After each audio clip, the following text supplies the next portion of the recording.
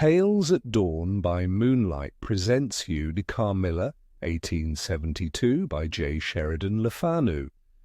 The best competition for one dark window, as it has a dark Gothic setting, supernatural magic, an eerie, cursed atmosphere, and a complex relationship between characters. Let's begin the story. Chapter 1. An Early Fright. In Styria, we, though by no means magnificent people, inhabit a castle or schloss. A small income, in that part of the world, goes a great way. 800 or 900 a year does wonders. Scantily enough, ours would have answered among wealthy people at home. My father is English, and I bear an English name, although I never saw England. But here, in this lonely and primitive place, where everything is so marvellously cheap, I really don't see how ever so much more money would, at all, materially add to our comforts, or even luxuries. My father was in the Austrian service, and retired upon a pension and his patrimony, and purchased this feudal residence and the small estate on which it stands, a bargain. Nothing can be more picturesque or solitary.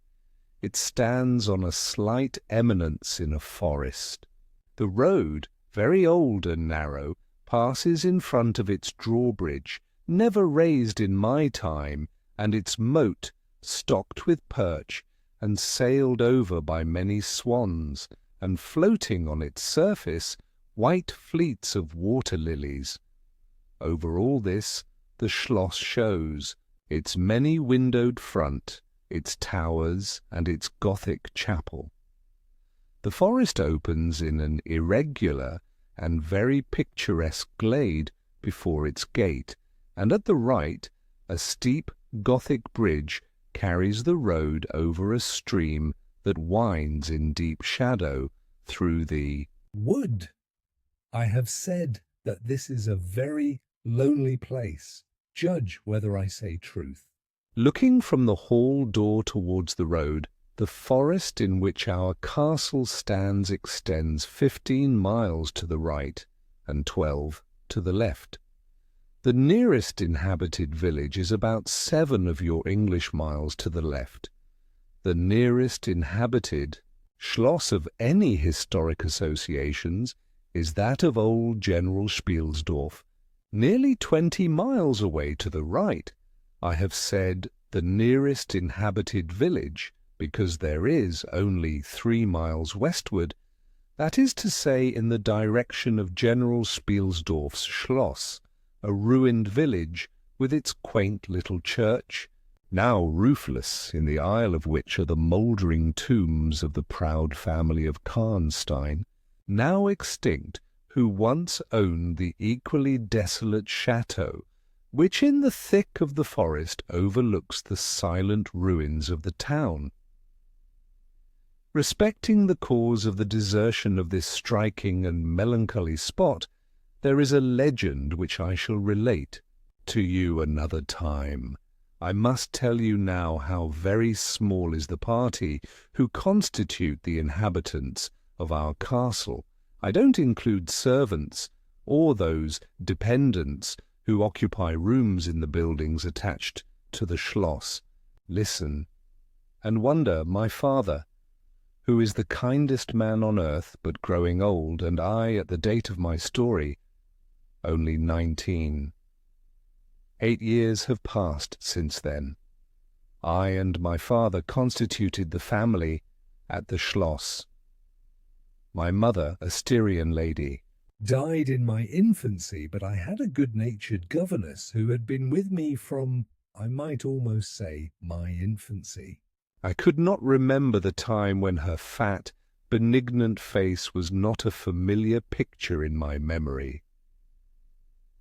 This was Madame Perrodon, a native of Berne, whose care and good nature now in part supplied to me the loss of my mother, whom I do not even remember. So early I lost her.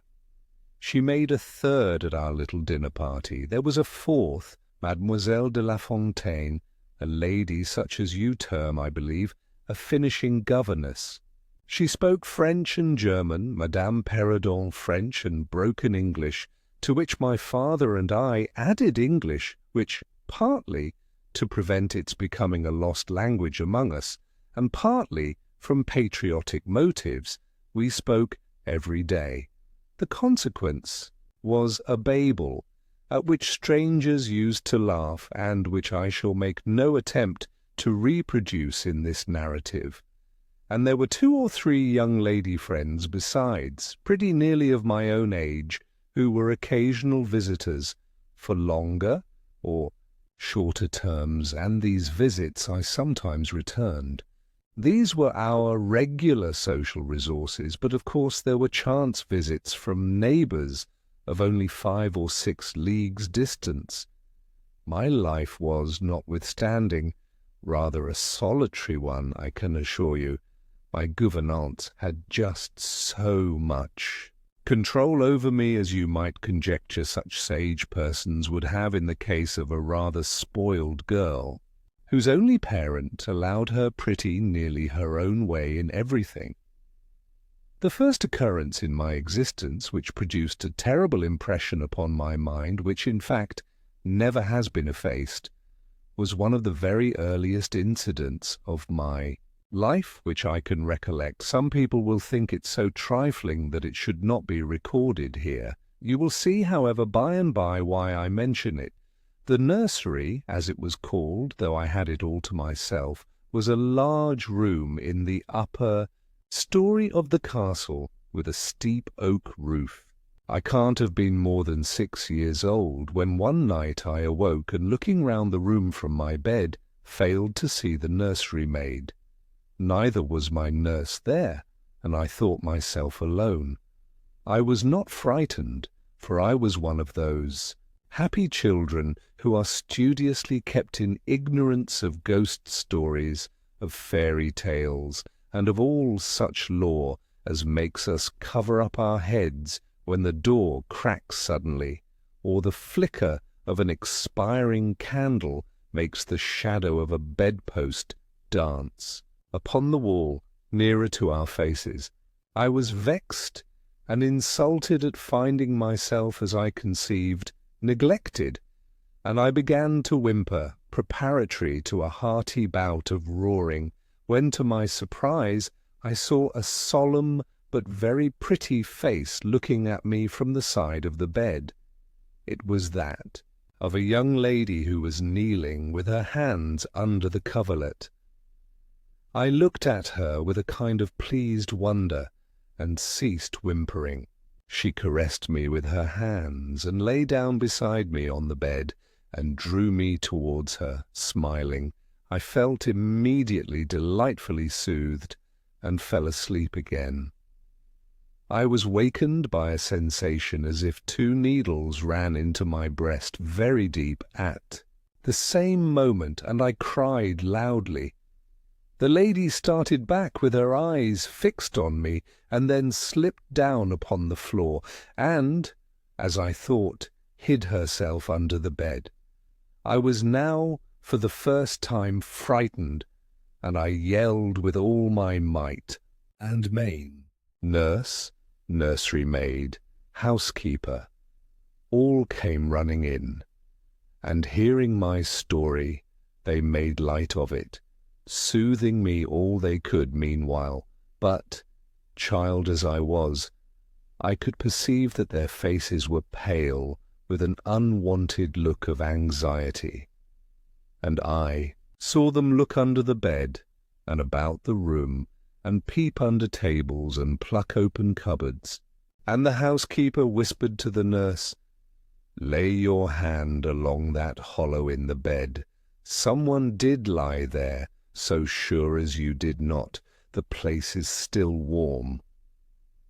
I remember the nursery maid petting me, and all 3 examining my chest, where I told them I felt the puncture, and pronouncing that there was no sign visible that any such thing had happened to me.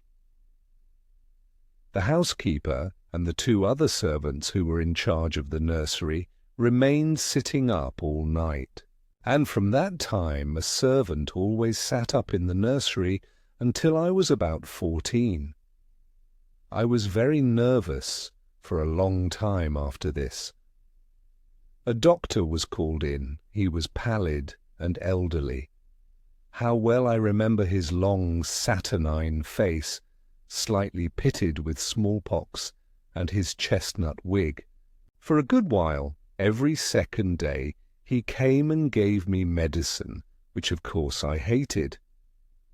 The morning after I saw this apparition, I was in a state of terror, and could not bear to be left alone, daylight though it was.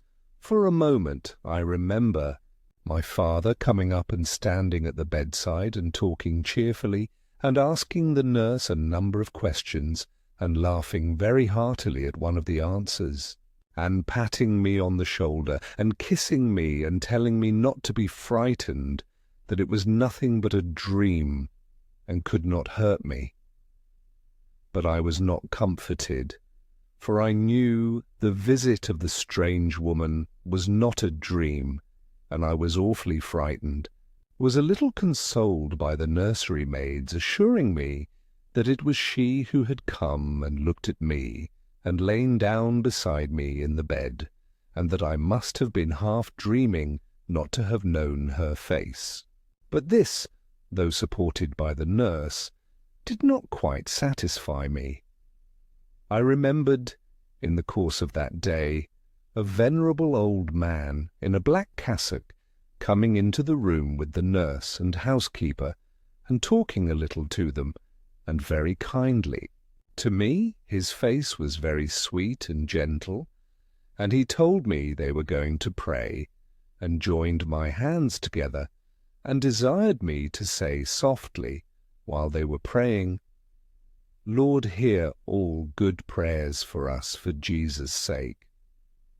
I think these were the very words, for I often repeated them to myself, and my nurse used for years to make me say them in my prayers.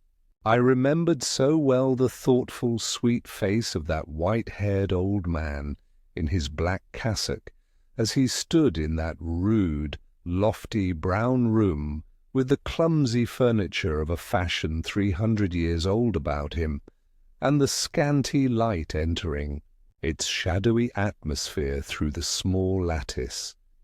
He kneeled, and the 3 women with him, and he prayed aloud with an earnest, quavering voice for what appeared to me a long time. I forget all my life preceding that event, and for some time after it is all obscure also, but the scenes I have just described stand out vivid as the isolated pictures of the phantasmagoria surrounded by darkness. Chapter 2. A Guest. I am Hans, now going to tell you something so strange that it will require all your faith in my veracity to believe my story. It is not only true nevertheless, but truth of which I have been an eye-witness. It was a sweet summer evening, and my father asked me, as he sometimes did, to take a little ramble with him along that beautiful forest vista which I have mentioned as lying in front of the Schloss. "General Spielsdorf cannot come to us so soon as I had hoped," said my father as we pursued our walk. He was to have paid us a visit of some weeks, and we had expected his arrival next day. He was to have brought with him a young lady, his niece and ward, Mademoiselle Rheinfeldt, whom I had never seen, but whom I had heard described as a very charming girl, and in whose society I had promised myself many happy days. I was more disappointed than a young lady living in a town or a bustling neighbourhood can possibly imagine. This visit, and the new acquaintance it promised, had furnished my daydream for many weeks. "And how soon does he come?" I asked. "Not till autumn, not for 2 months, I dare say," he answered, and I am very glad now, dear, that you never knew Mademoiselle Rheinfeldt. And why? I asked, both mortified and curious. Because the poor young lady is dead, he replied.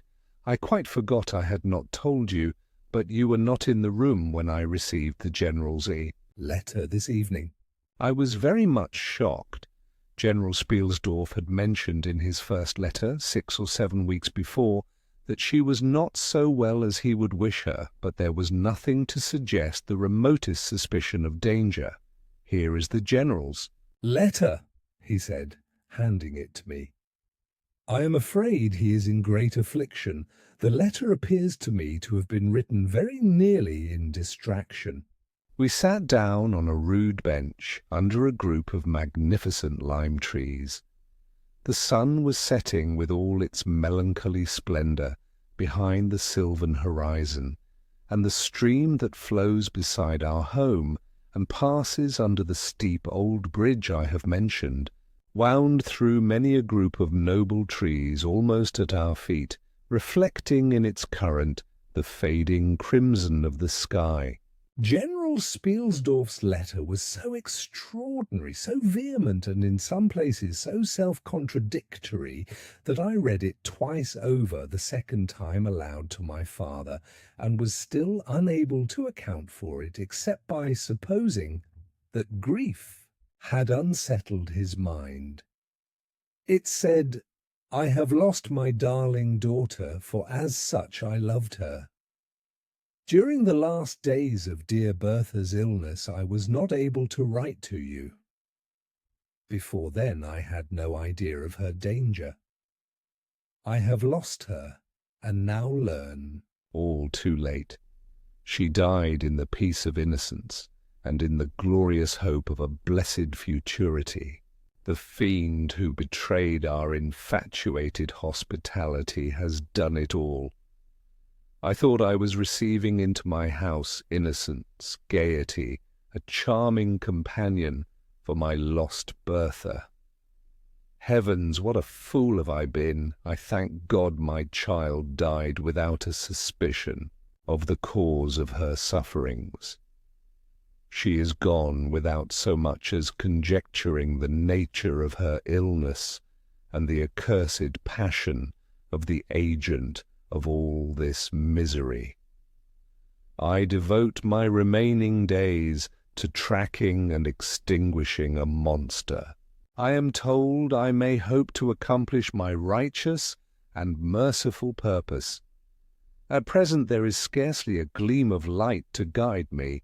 I curse my conceited incredulity, my despicable affectation of superiority, my blindness, my obstinacy, all too late.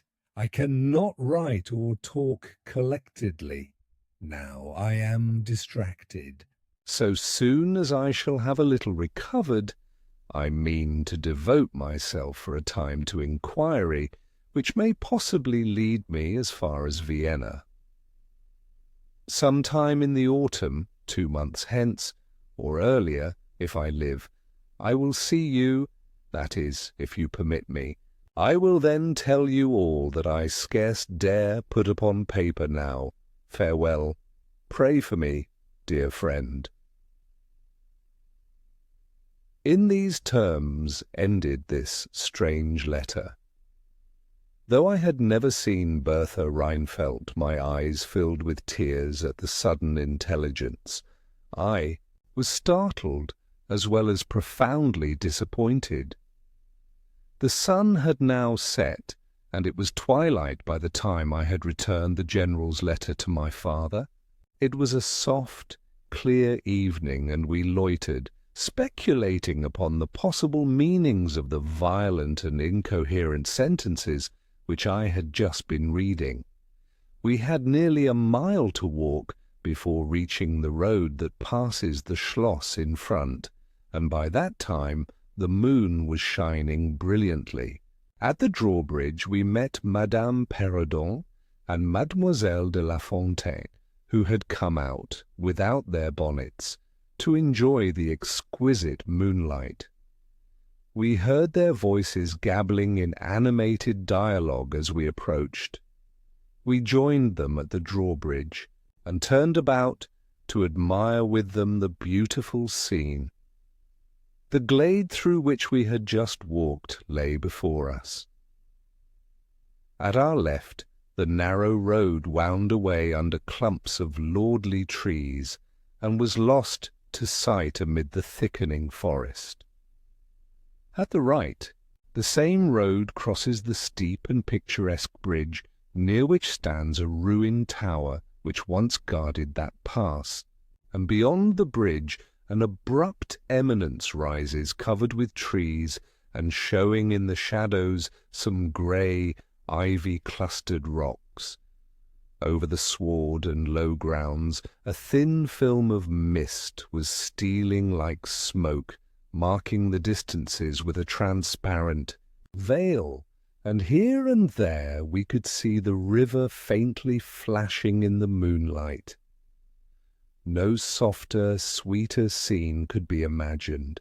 The news I had just heard made it melancholy, but nothing could disturb its character of profound serenity, and the enchanted glory and vagueness of the prospect. My father, who enjoyed the picturesque, and I, stood looking in silence over the expanse beneath us. The two good governesses standing a little way behind us discoursed upon the scene and were eloquent upon the moon. Madame Perrodon was fat, middle-aged, and romantic, and talked and sighed poetically.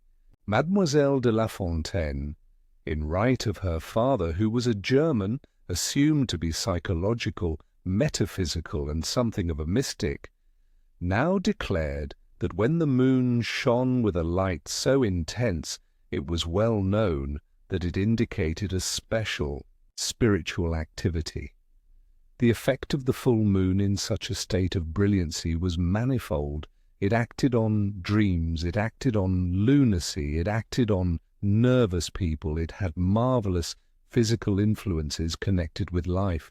Mademoiselle related that her cousin, who was mate of a merchant ship, having taken a nap on deck on such a night, lying on his back with his face full in the light on the moon, had wakened after a dream of an old woman clawing him by the cheek, with his features horribly drawn to one side, and his countenance had never quite recovered its equilibrium.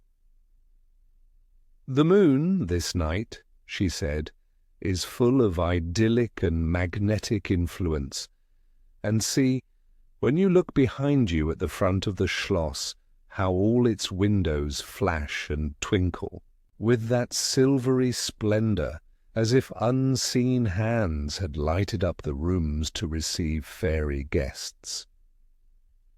There are indolent styles of the spirits in which, indisposed to talk ourselves, the talk of others is pleasant to our listless ears, and I gazed on, pleased with the tinkle of the ladies' conversation. "I have got into one of my moping moods tonight," said my father after a silence, and quoting Shakespeare, whom, by way of keeping up our English, he used to read aloud, he said, "In truth, I know not why I am so sad. It wearies me. You say it wearies you. But how I got it, came by it, I forget the rest. But I feel as if some great misfortune were hanging over us. I suppose the poor General's afflicted letter has had something to do with it." At this moment, the unwonted sound of carriage, wheels, and many hoofs upon the road arrested our attention. They seemed to be approaching from the high ground overlooking the bridge, and very soon the equipage emerged from that point. 2 horsemen first crossed the bridge, then came a carriage drawn by 4 horses, and 2 men rode behind. It seemed to be the travelling carriage of a person of rank, and we were all immediately absorbed in watching that very unusual spectacle. It became in a few moments, greatly more interesting, for just as the carriage had passed the summit of the steep bridge, one of the leaders, taking fright, communicated his panic to the rest, and after a plunge or two the whole team broke into a wild gallop together, and dashing between the horsemen who rode in front, came thundering along the road towards us, with the speed of a hurricane. The excitement of the scene was made more painful by the clear, long-drawn screams of a female voice from the carriage window. We all advanced in curiosity and horror, me rather in silence, the rest with various ejaculations of terror. Our suspense did not last long. Just before you reach the castle drawbridge on the route they were coming, there stands by the roadside a magnificent lime tree. On the other stands an ancient stone cross, at sight of which the horses, now going at a pace that was perfectly frightful, swerved so as to bring the wheel over the projecting roots of the tree. I knew what was coming. I covered my eyes, unable to see it out, and turned my head away. At the same moment I heard a cry from my lady friends, who had gone on a little. Curiosity opened my eyes, and I saw a scene of utter confusion. Two of the horses were on the ground. The carriage lay upon its side with two wheels in the air. The men were busy removing the traces, and a lady with a commanding air and figure had got out, and stood with clasped hands, raising the handkerchief that was in them every now and then to her eyes. Through the carriage door was now lifted a young lady, who appeared to be lifeless. My dear old father was already beside the elder lady, with his hat in his hand, evidently tendering his aid and the resources of his Schloss. The lady did not appear to hear him, or to have eyes for anything but the slender girl who was being placed against the slope of the bank. I approached. The young lady was apparently stunned, but she was certainly not dead.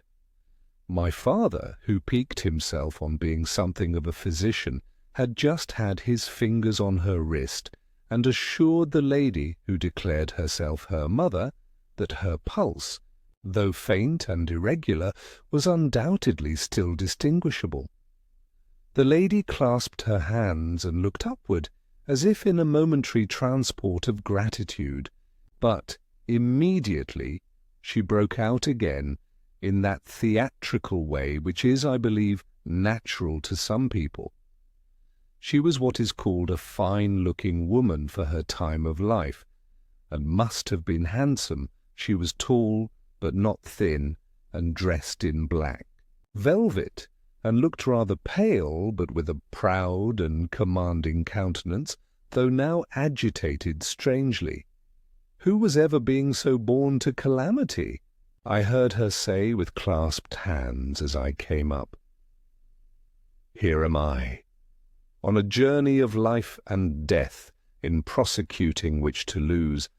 An hour is possibly to lose all. My child will not have recovered sufficiently to resume her route, for who can say how? Long. I must leave her. I dare not delay. How far on, sir, can you tell is the nearest village? I must leave her there, and shall not see my darling, or even hear of her till my return, 3 months hence. I plucked my father by the coat, and whispered earnestly in his ear, "Oh, papa, pray ask her to let her stay with us. It would be so delightful. Do, pray. If Madame will entrust her child to the care of my daughter and of her good gouvernante, Madame Perrodon, and permit her to remain as our guest under my charge until her return, it will confer a distinction and an obligation upon us, and we shall treat her with all the care and devotion which so sacred a trust deserves. "I cannot do that, sir. It would be to task your kindness and chivalry too cruelly," said the lady, distractedly. "It would, on the contrary, be to confer on us a very great kindness at the moment when we most need it. My daughter has just, been disappointed by a cruel misfortune in a visit from which she had long anticipated a great deal of happiness. If you confide this young lady to our care, it will be her best consolation.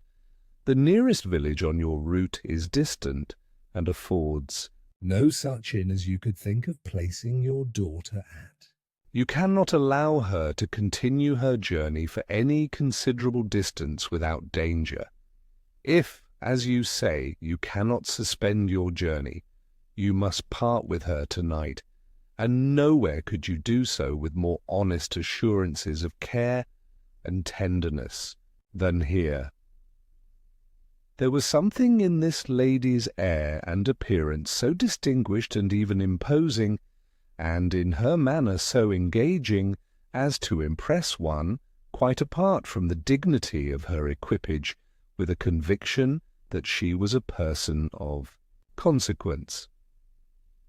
By this time the carriage was replaced in its upright position, and the horses, quite tractable, in the traces again. The lady threw on her daughter a glance which I fancied was not quite so affectionate as one might have anticipated from the beginning of the scene. Then she beckoned slightly to my father, and withdrew 2 or 3 steps with him out of hearing, and talked to him with a fixed and stern countenance, not at all like that with which she had hitherto spoken. I was filled with wonder that my father did not seem to perceive the change, and also unspeakably curious to learn what it could be that she was speaking, almost in his ear, with so much earnestness and rapidity. 2 or 3 minutes at most, I think, she remained thus employed. Then she turned, and a few steps brought her to where her daughter lay, supported by Madame Perrodon. She kneeled beside her for a moment and whispered, as Madame supposed, a little benediction in her ear. Then, hastily kissing her, she stepped into her carriage. The door was closed. The footmen in stately liveries jumped up behind, the outriders spurred on, the postilions cracked their whips, the horses plunged and broke suddenly into a furious canter that threatened soon again to become a gallop, and the carriage whirled away, followed at the same rapid pace by the 2 horsemen in the rear. Chapter 3. We compare notes. We followed the cortege with our eyes until it was swiftly lost to sight in the misty wood, and the very sound of the hoofs and the wheels died away in the silent night air. Nothing remained to assure us that the adventure had not been an illusion of a moment, but the young lady who just at that moment opened her eyes. I could not see, for her face was turned from me, but she raised her head, evidently looking about her, and I heard a very sweet voice ask complainingly, "Where is mamma?" Our good Madame Perrodon answered tenderly, and added some comfortable assurances. I then heard her ask, "Where am I? What is this place?" And after that she said, "I don't see the carriage, and Matska, where is she?"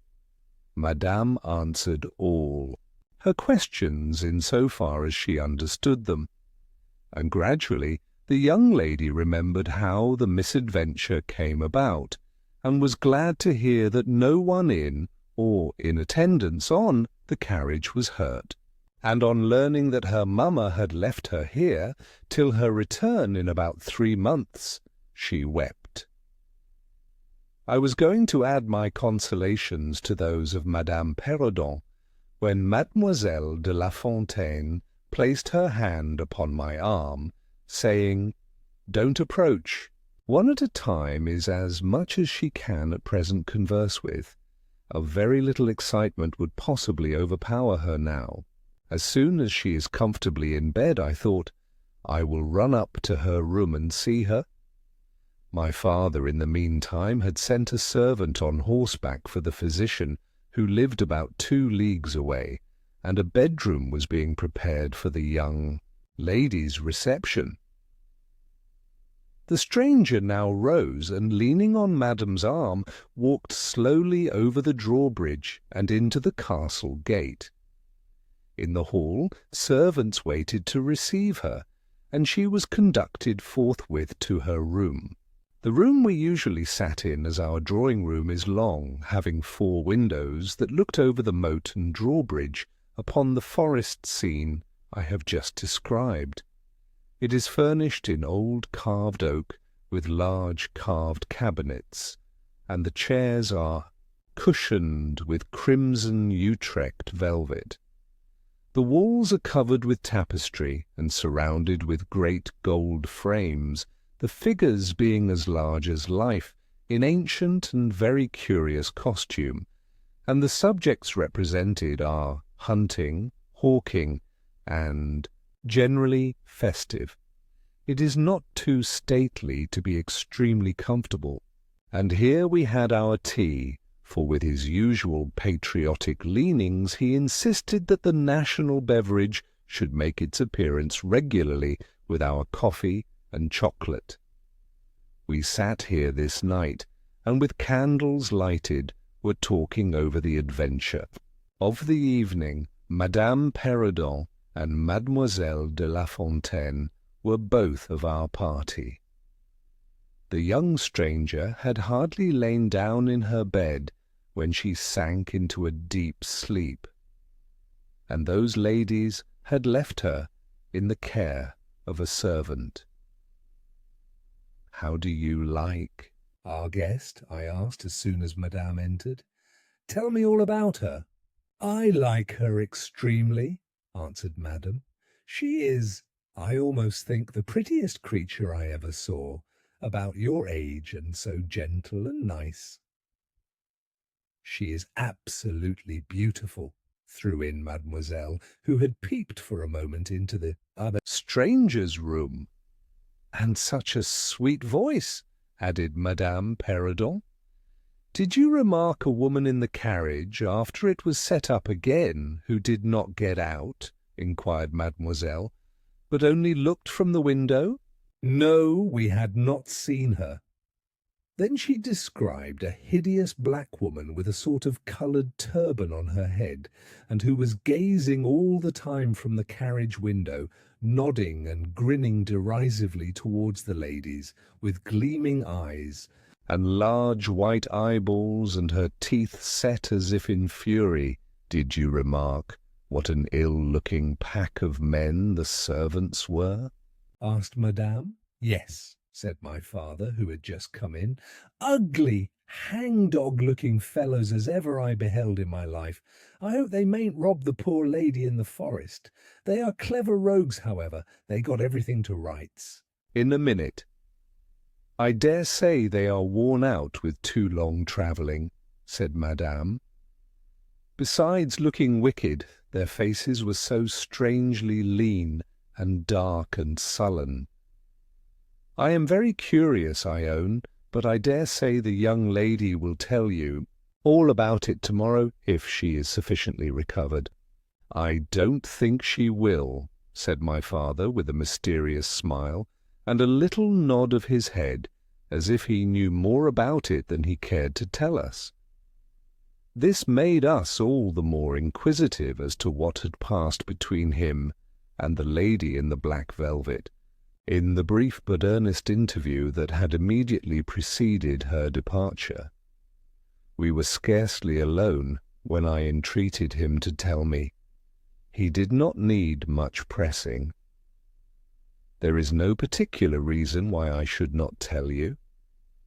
She expressed a reluctance to trouble us with the care of her daughter, saying she was in delicate health and nervous, but not subject to any kind of seizure. She volunteered that, nor to any illusion, being, in fact, perfectly sane. How very odd to say all that, I interpolated. It was so unnecessary.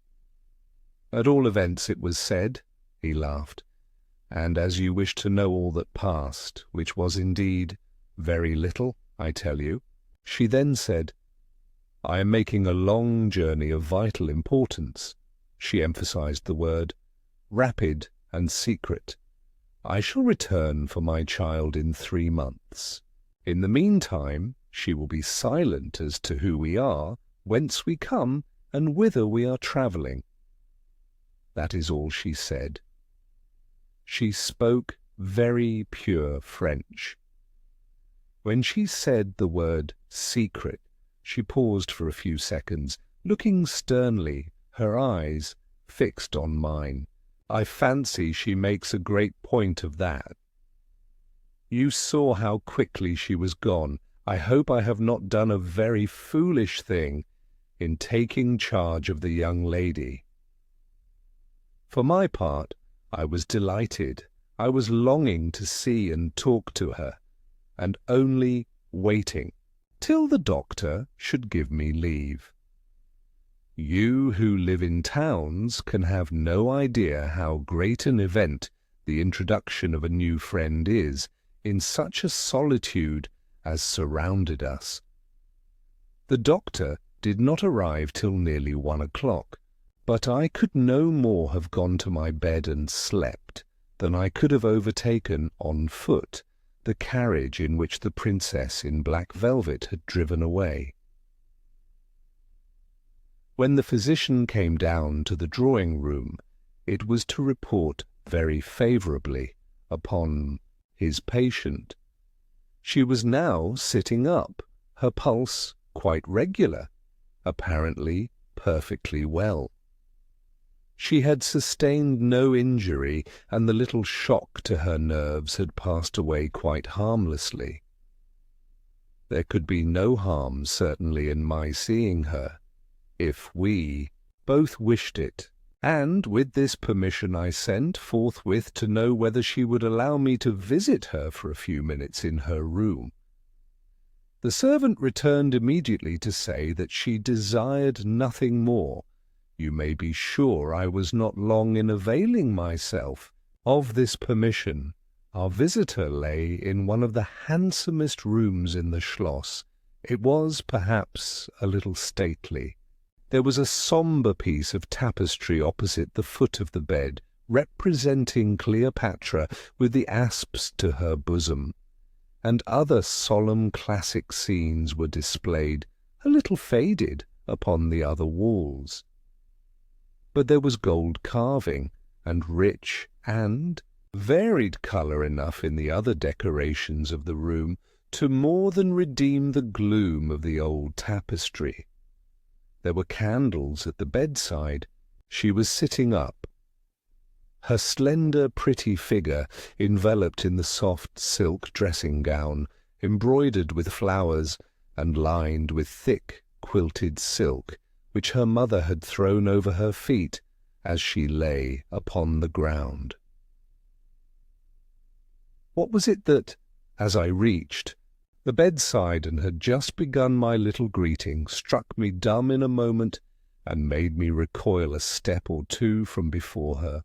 I will tell you, I saw the very face which had visited me in my childhood at night, which remained so fixed in my memory, and on which I had for so many years so often ruminated with horror when no one suspected of what I was thinking.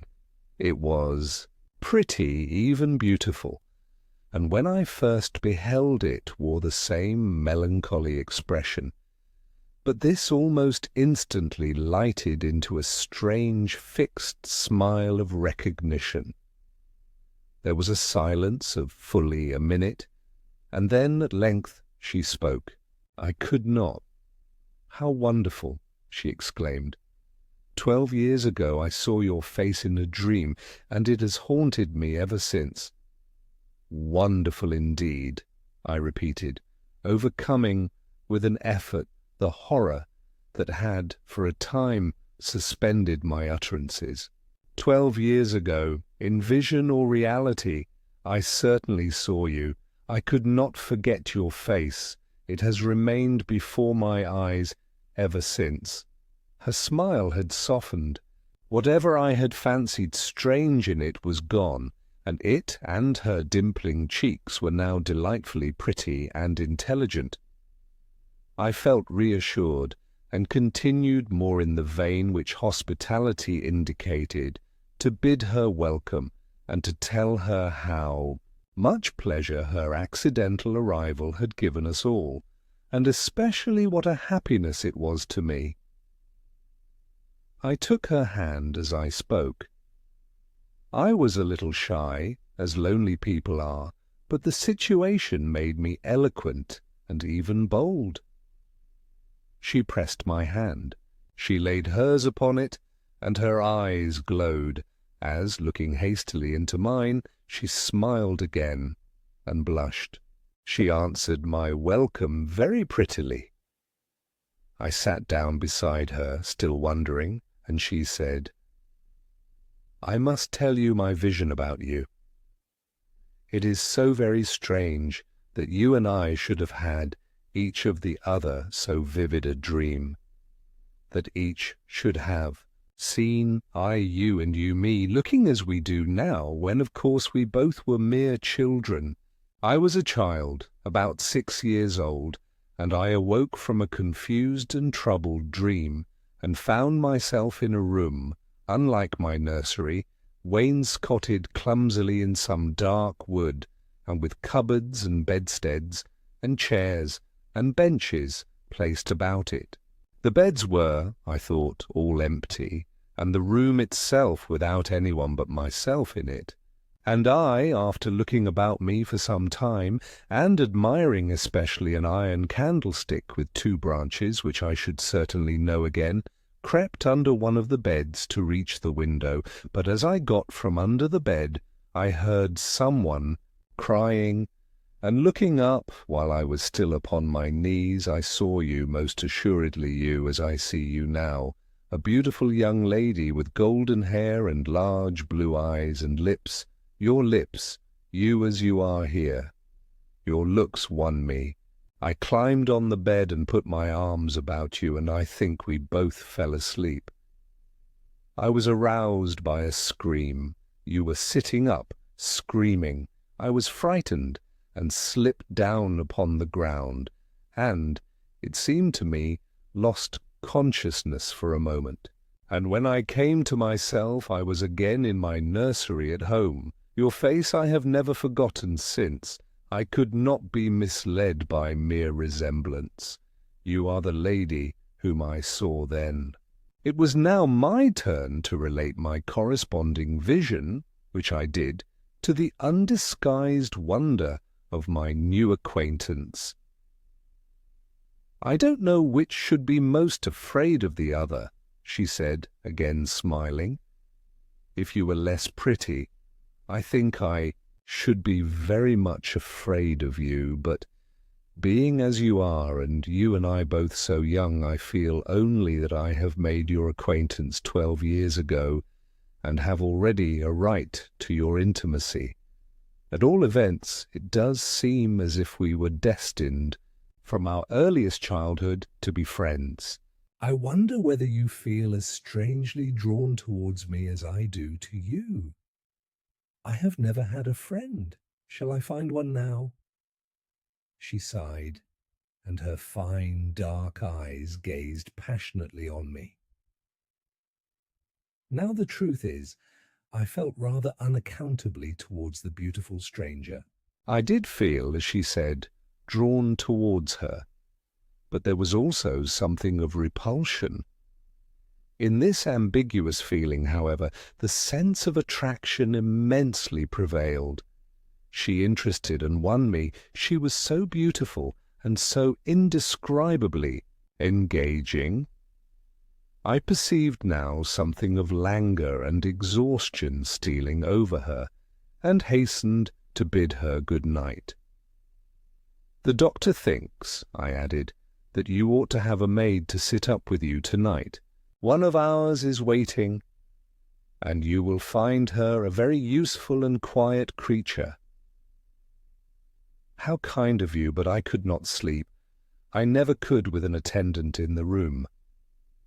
I shan't require any assistance, and, shall I confess my weakness, I am haunted with a terror of robbers." "Our house was robbed once and 2 servants murdered, so I always lock my door. It has become a habit, and you look so kind I know you will forgive me. I see there is a key in the lock." She held me close in her pretty arms for a moment, and whispered in my ear, "Good night, darling. It is very hard to part with you, but good night. Tomorrow, but not early. I shall see you again." She sank back on the pillow with a sigh, and her fine eyes followed me with a fond and melancholy gaze, and she murmured again, "Good night, dear friend. Young people like and even love on impulse." I was flattered by the evident, though as yet undeserved, fondness she showed me. I liked the confidence with which she at once received me. She was determined that we should be very near friends. Next day came and we met again. I was delighted with my companion, that is to say, in many respects.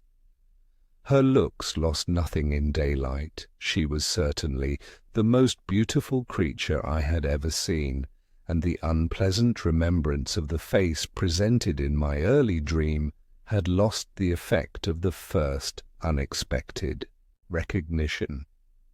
She confessed that she had experienced a similar shock on seeing me, and precisely the same faint antipathy that had mingled with my admiration of her. We now laughed together over our momentary horrors. Chapter 4. Her Habits. A Saunter. I told you that I was charmed with her in most particulars. There were some that did not please me so well.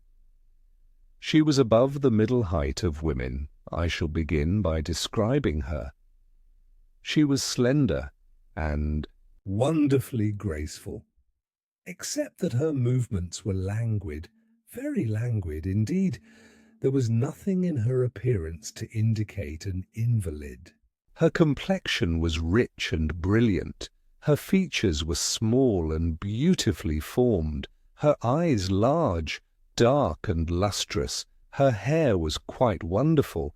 I never saw hair so magnificently thick and long when it was down about her shoulders. I have often placed my hands under it and laughed with wonder at its weight.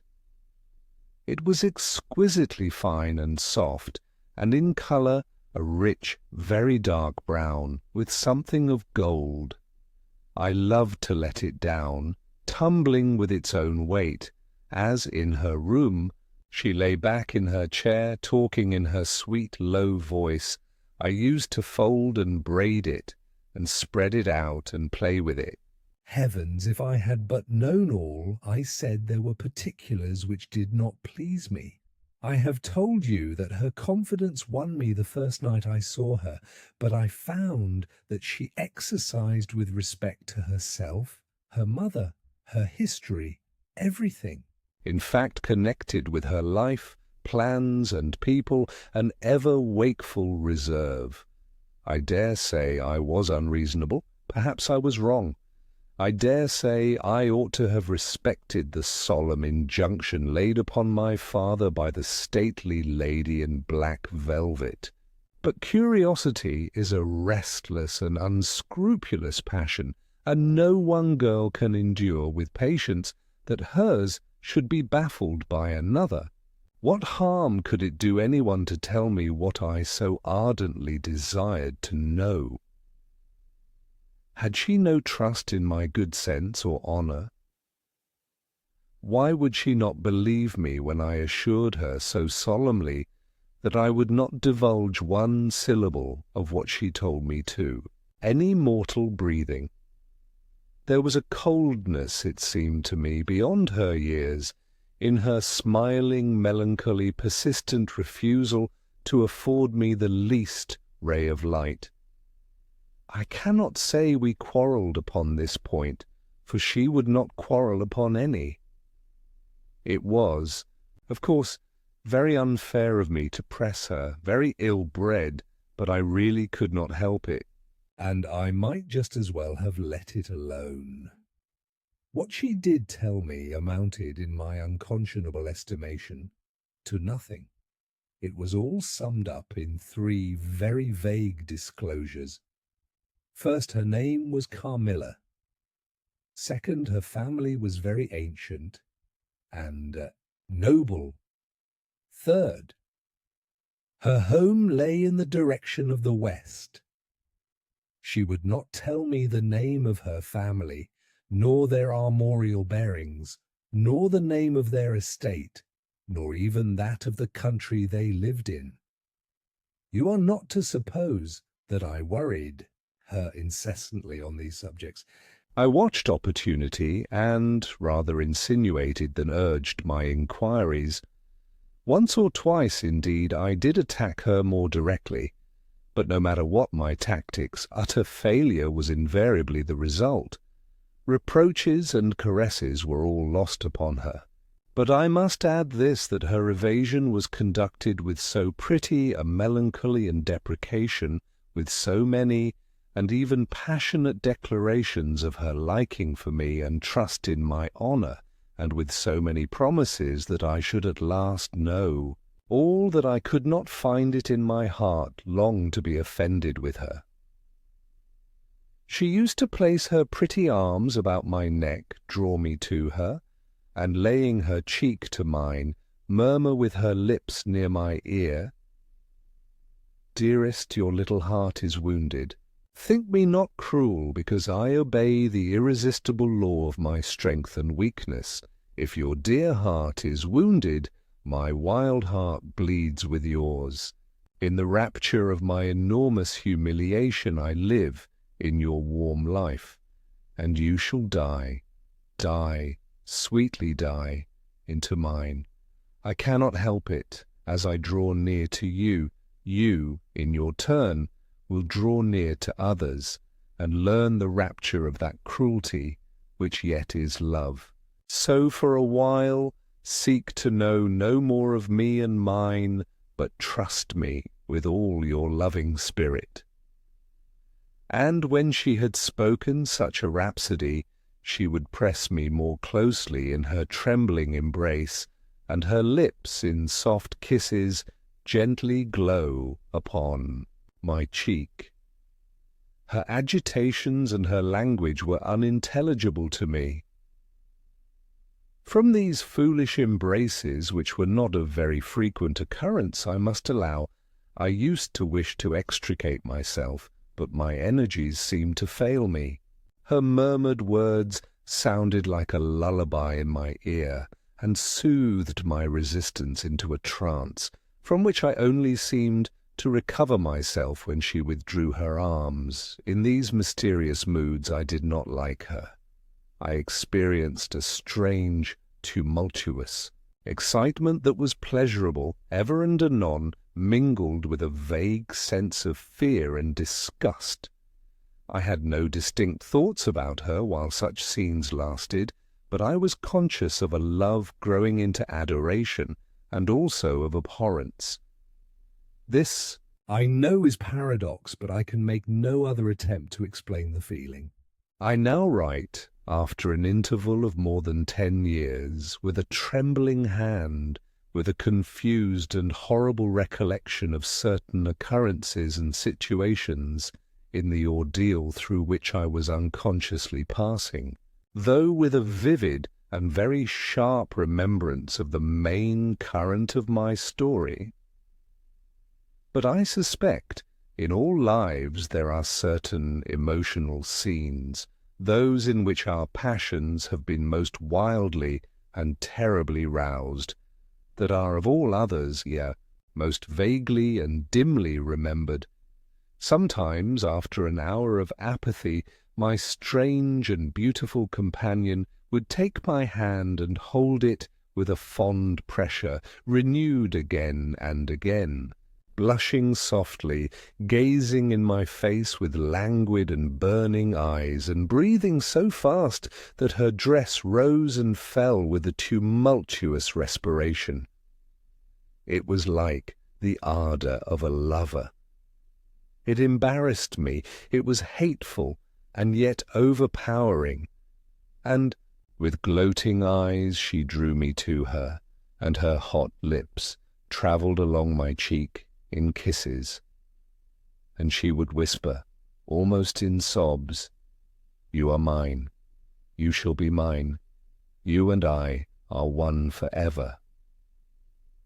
Then she had thrown herself back in her chair, with her small hands over her eyes, leaving me trembling. "Are we related?" I used to ask.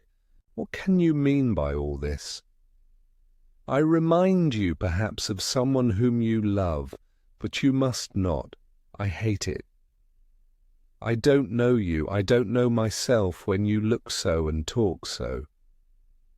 She used to sigh at my vehemence, then turn away and drop my hand. Respecting these very extraordinary manifestations, I strove in vain to form any satisfactory theory. I could not refer them to affectation or trick. It was unmistakably the momentary breaking out of suppressed instinct and emotion. Was she, notwithstanding her mother's volunteered denial, subject to brief visitations of insanity? Or was there here a disguise and a romance? I had read in old storybooks of such things. What if a boyish lover had found his way into the house and sought to prosecute his suit in masquerade with the assistance of a clever old adventuress? But there were many things against this hypothesis, highly interesting as it was to my vanity. I could boast of no little attention such as masculine gallantry delights to offer. Between these passionate moments there were long intervals of commonplace, of gaiety, of brooding melancholy, during which, except that I detected her eyes so full of melancholy fire, following me, at times I might have been as nothing to her. Except in these brief periods of mysterious excitement, her ways were girlish, and there was always a languor about her quite incompatible with a masculine system in a state of health. In some respects her habits were odd, perhaps not so singular. In the opinion of a town lady like you, as they appeared to us, rustic people, she used to come down very late, generally not till 1 o'clock. She would then take a cup of chocolate, but eat nothing. We then went out for a walk, which was a mere saunter, and she seemed almost immediately exhausted, and either returned to the Schloss or sat on one of the benches that were placed, here and there, among the trees. This was a bodily languor, in which her mind did not sympathize. She was always an animated talker and very intelligent.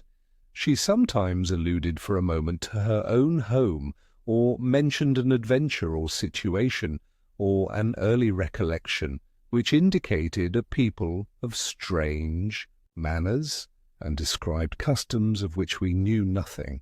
I gathered from these chance hints that her native country was much more remote than I had at first fancied. As we sat thus one afternoon under the trees, a funeral passed us by. It was that of a pretty young girl whom I had often seen, the daughter of one of the rangers of the forest. The poor man was walking behind the coffin of his darling. She was his only child, and he looked quite heartbroken. Peasants walking 2 and 2 came behind. They were singing a funeral hymn. I rose to mark my respect as they passed, and joined in the hymn they were very sweetly singing. My companion shook me a little roughly, and I turned surprised.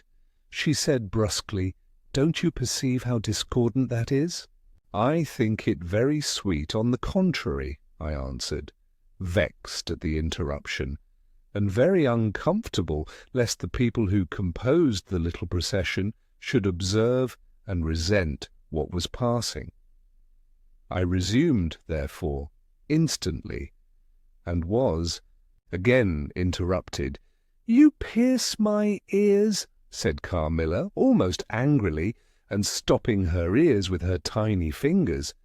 "Besides, how can you tell that your religion and mine are the same? Your forms wound me, and I hate funerals. What a fuss! Why you must die, everyone must die, and all are happier when they do. Come home." My father has gone on with the "Clergyman to the churchyard. I thought you knew she was to be buried today." "She? I don't trouble my head about peasants. I don't know who she is," answered Carmilla, with a flash from her fine eyes. "She is the poor girl who fancied she saw a ghost a fortnight ago, and has been dying ever since till yesterday, when she expired." "Tell me nothing about ghosts. I shan't sleep tonight if you do." "I hope there is no plague or fever coming. All this looks very like it," I continued. "The swineherd's young wife died only a week ago, and she thought something seized her by the throat as she lay in her bed, and nearly strangled her. Papa says such horrible fancies do accompany some forms of fever. She was quite well the day before. She sank afterwards and died before a week. Well, her funeral is over, I hope, and her hymns sung, and our ears shan't be tortured with that discord and jargon." "It has made me nervous. Sit down here beside me. Sit close. Hold my hand. Press it hard, hard, harder." We had moved a little back and had come to another seat. She sat down. Her face underwent a change that alarmed and even terrified me for a moment. It darkened and became horribly livid. Her teeth and hands were clenched, and she frowned and compressed her lips while she stared down upon the ground at her feet and trembled all over with a continued shudder as irrepressible as ague. All her energies seemed strained to suppress a fit with which she was then breathlessly tugging, and at length a low convulsive cry of suffering broke from her, and gradually the hysteria subsided. "There! That comes of strangling people with hymns," she said at last. Hold me still. It is passing away." And so gradually it did, and perhaps to dissipate the sombre impression which the spectacle had left upon me, she became unusually animated and chatty, and so we got home. This was the first time I had seen her exhibit any definable symptoms of that delicacy of health which her mother had spoken of. It was the first time also I had seen her exhibit anything like temper. Both passed away like a summer cloud, and never but once afterwards did I witness on her part a momentary sign of anger. I will tell you how it happened. She and I were looking out of one of the long drawing-room windows when there entered the courtyard, over the drawbridge, a figure of a wanderer whom I knew very well. He used to visit the Schloss generally twice a year. It was the figure of a hunchback, with the sharp, lean features that generally accompany deformity. He wore a pointed black beard, and he was smiling from ear to ear, showing his white fangs. He was dressed in buff, black and scarlet, and crossed with more straps and belts than I could count, from which hung all manner of things.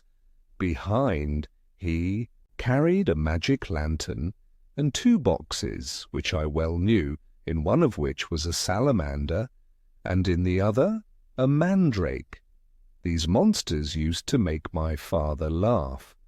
They were compounded of parts of monkeys, parrots, squirrels, fish, and hedgehogs, dried and stitched together with great neatness and startling effect. He had a fiddle, a box of conjuring apparatus, a pair of foils and masks attached to his belt, several other mysterious cases dangling about him, and a black staff with copper ferrules in his hand. His companion was a rough spare dog that followed at his heels, but stopped short suspiciously at the drawbridge, and in a little while began to howl dismally. In the meantime, the mountebank, standing in the midst of the courtyard, raised his grotesque hat and made us a very ceremonious bow, paying his compliments very volubly in execrable French, and German not much better. Then, disengaging his fiddle, he began to scrape a lively air, to which he sang with a merry discord, dancing with ludicrous airs and activity that made me laugh, in spite of the dog's howling.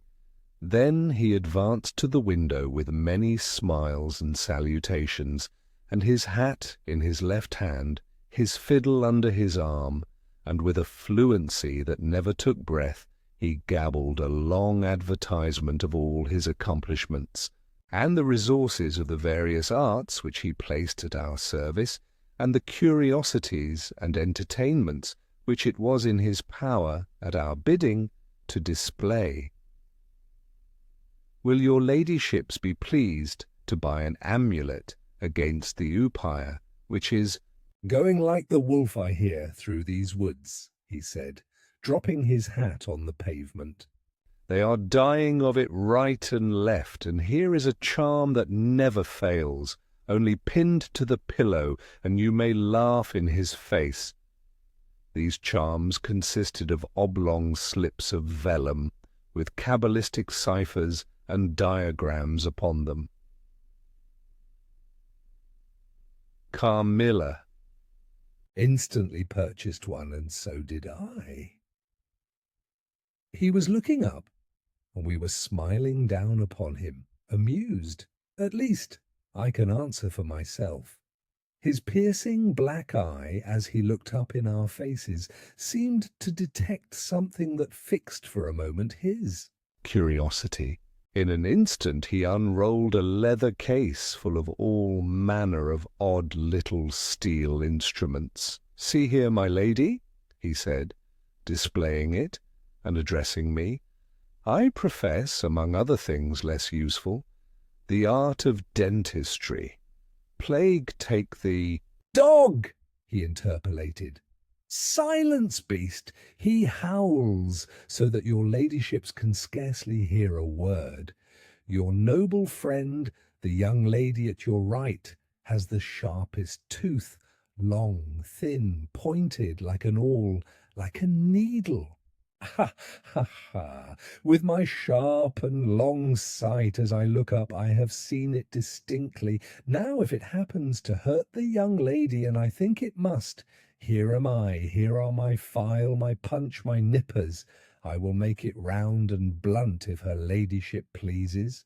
No longer the tooth of a fish, but of a beautiful young lady as she is. Eh, is the young lady displeased? Have I been too bold? Have I offended her? The young lady, indeed, looked very angry as she drew back from the window. How dares that mountebank insult us so? Where is your father?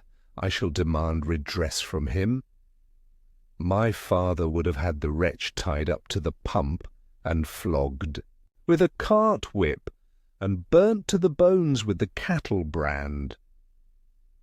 She retired from the window a step or two, and sat down, and had hardly lost sight of the offender, when her wrath subsided as suddenly as it had risen, and she gradually recovered.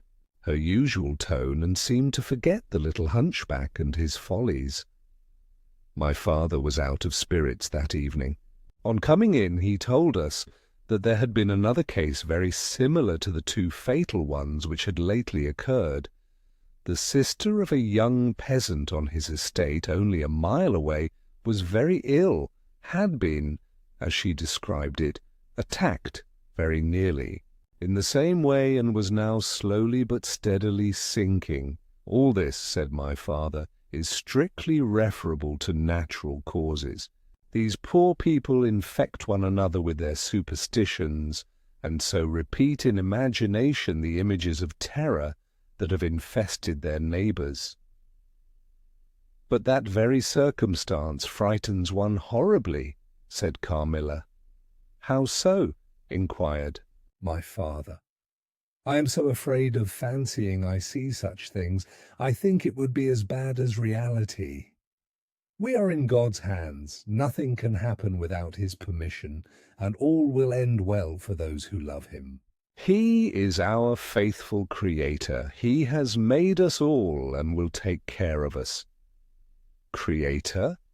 Nature, said the young lady in answer to my gentle father, and this disease that invades the country is natural.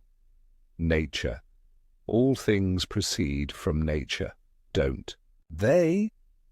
All things in the heaven, in the earth, and under the earth act and live as nature ordains? I think so.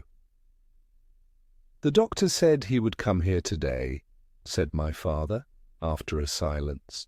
I want to know what he thinks about it, and what he thinks we had better do. Doctors never did me any good, said Carmilla. Then you have been ill? I asked. More ill than ever you were, she answered. Long ago? Yes, a long time. I suffered from this very illness. But I forget all but my pain and weakness, and they were not so bad as are suffered in other diseases. You were very young then? I dare say, let us talk no more of it. You would not wound a friend? She looked languidly in my eyes, and passed her arm round my waist lovingly and led me out of the room. My father was busy over some papers near the window. Why does your papa like to frighten us? Said the pretty girl with a sigh and a little shudder. He doesn't, dear Carmilla. It is the very furthest thing from his mind. Are you afraid, dearest? I should be very much if I fancied there was any real danger of my being attacked. As those poor people were. You're afraid to die? Yes, everyone is. But to die as lovers may, to die together, so that they may live together.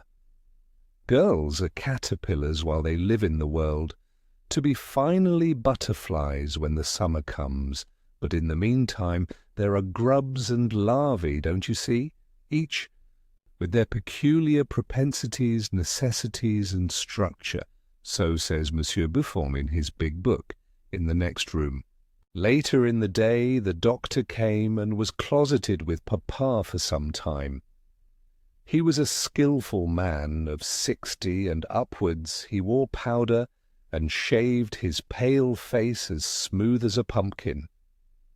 He and papa emerged from the room together, and I heard papa laugh and say as they came out, "Well, I do wonder at a wise man like you. What do you say to hippogriffs and dragons?" The doctor was smiling and made answer, shaking his head. Nevertheless, life and death are mysterious states, and we know little of the resources of either. And so they walked on, and I heard no more. I did not then know what the doctor had been broaching, but I think I guess it now. Chapter 5. A Wonderful Likeness. This evening there arrived from Gratz the grave, dark-faced son of the picture cleaner, with a horse and cart laden with 2 large packing cases, having many pictures in each. It was a journey of 10 leagues. and whenever a messenger arrived at the Schloss from our little capital of Graz, we used to crowd about him in the hall to hear the news. This arrival created in our secluded quarters quite a sensation. The cases remained in the hall, and the messenger was taken charge of by the servants till he had eaten his supper. Then, with assistants, and armed with hammer, ripping chisel, and turn-screw, he met us in the hall, where we had assembled to witness the unpacking of the cases. Carmilla sat looking listlessly on, while one after the other the old pictures, nearly all portraits which had undergone the process of renovation, were brought to light. My mother was of an old Hungarian family, and most of these pictures which were about to be restored to their places had come to us through her. My father had a list in his hand from which he read as the artist rummaged out the corresponding numbers. I don't know that the pictures were very good, but they were undoubtedly very old, and some of them very curious also. They had, for the most part, the merit of being now seen by me, I may say, for the first time, for the smoke and dust of time had all but obliterated them. "There is a picture that I have not seen yet," said my father. "In one corner, at the top of it, is the name, as well as I could read, Marcia Karnstein, and the date 1698. And I am curious to see how it has turned out. I remembered it. It was a small picture, about 1.5 feet high and nearly square, without a frame. But it was so blackened by age that I could not make it out. The artist now produced it with evident pride. It was quite beautiful. It was startling. It seemed to live. It was the effigy of Carmilla. Carmilla, dear, here is an absolute miracle. Here you are, living, smiling, ready to speak in this picture. Isn't it beautiful, Papa? And see, even the little mole on her throat." My father laughed and said, "Certainly it is a wonderful likeness," but he looked away, and to my surprise seemed but little struck by it, and went on talking to the picture cleaner, who was also something of an artist, and discoursed with intelligence about the portraits or other works which his art had just brought into light and colour, while I was more and more lost in wonder the more I looked at the picture. "Will you let me hang this picture in my room, Papa?" I asked. "Certainly, dear," said he, smiling. "I am very glad you think it so like. It must be prettier even than I thought it, if it is." The young lady did not acknowledge this pretty speech, did not seem to hear it. She was leaning back in her seat, her fine eyes under their long lashes gazing on me in contemplation, and she smiled in a kind of rapture. "And now you can read quite plainly the name that is written in the corner. It is not Marcia. It looks as if it was done in gold. The name is Mircalla, Countess Karnstein, and this is a little coronet over, and underneath AD 1698 I am descended from the Karnsteins." "That is, Mamma was." "Ah," said the lady languidly. "So am I think, of very long descent, very ancient. Are there any Karnsteins living now?" "None who bear the name, I believe. The family were ruined, I believe, in some civil wars." "Long ago, but the ruins of the castle are only about 3 miles away." "How interesting," she said languidly. "But see what beautiful moonlight." She glanced through the hall door, which stood a little open. "Suppose you take a little ramble round the court and look down at the road and river." "It is so like the night you came to us," I said. She sighed, smiling. She rose, and each with her arm about the other's waist, we walked out upon the pavement. In silence, Slowly, we walked down to the drawbridge where the beautiful landscape opened before us. "And so you were thinking of the night I came here?" she almost whispered. "Are you glad I came?" "Delighted, dear Carmilla," I answered.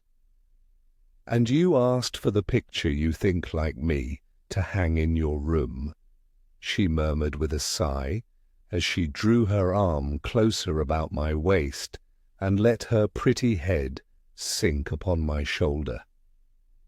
"How romantic you are, Carmilla," I said. "Whenever you tell me your story, it will be made up chiefly of some one great romance." She kissed me silently. "I am sure, Carmilla, you have been in love, that there is at this moment an affair of the heart going on." "I have been in love with no one and never shall," she whispered, "unless it should be with you." How beautiful she looked in the moonlight. Shy and strange was the look with which she quickly hid her face in my neck and hair, with tumultuous sighs that seemed almost to sob, and pressed in mine a hand that trembled. Her soft cheek was glowing against mine. "Darling, darling," she murmured, "I live in you." "And you would die for me. I love you so."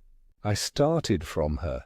She was gazing on me with eyes from which all fire, all meaning had flown, and a face colourless and apathetic. "Is there a chill in the air, dear?" she said drowsily.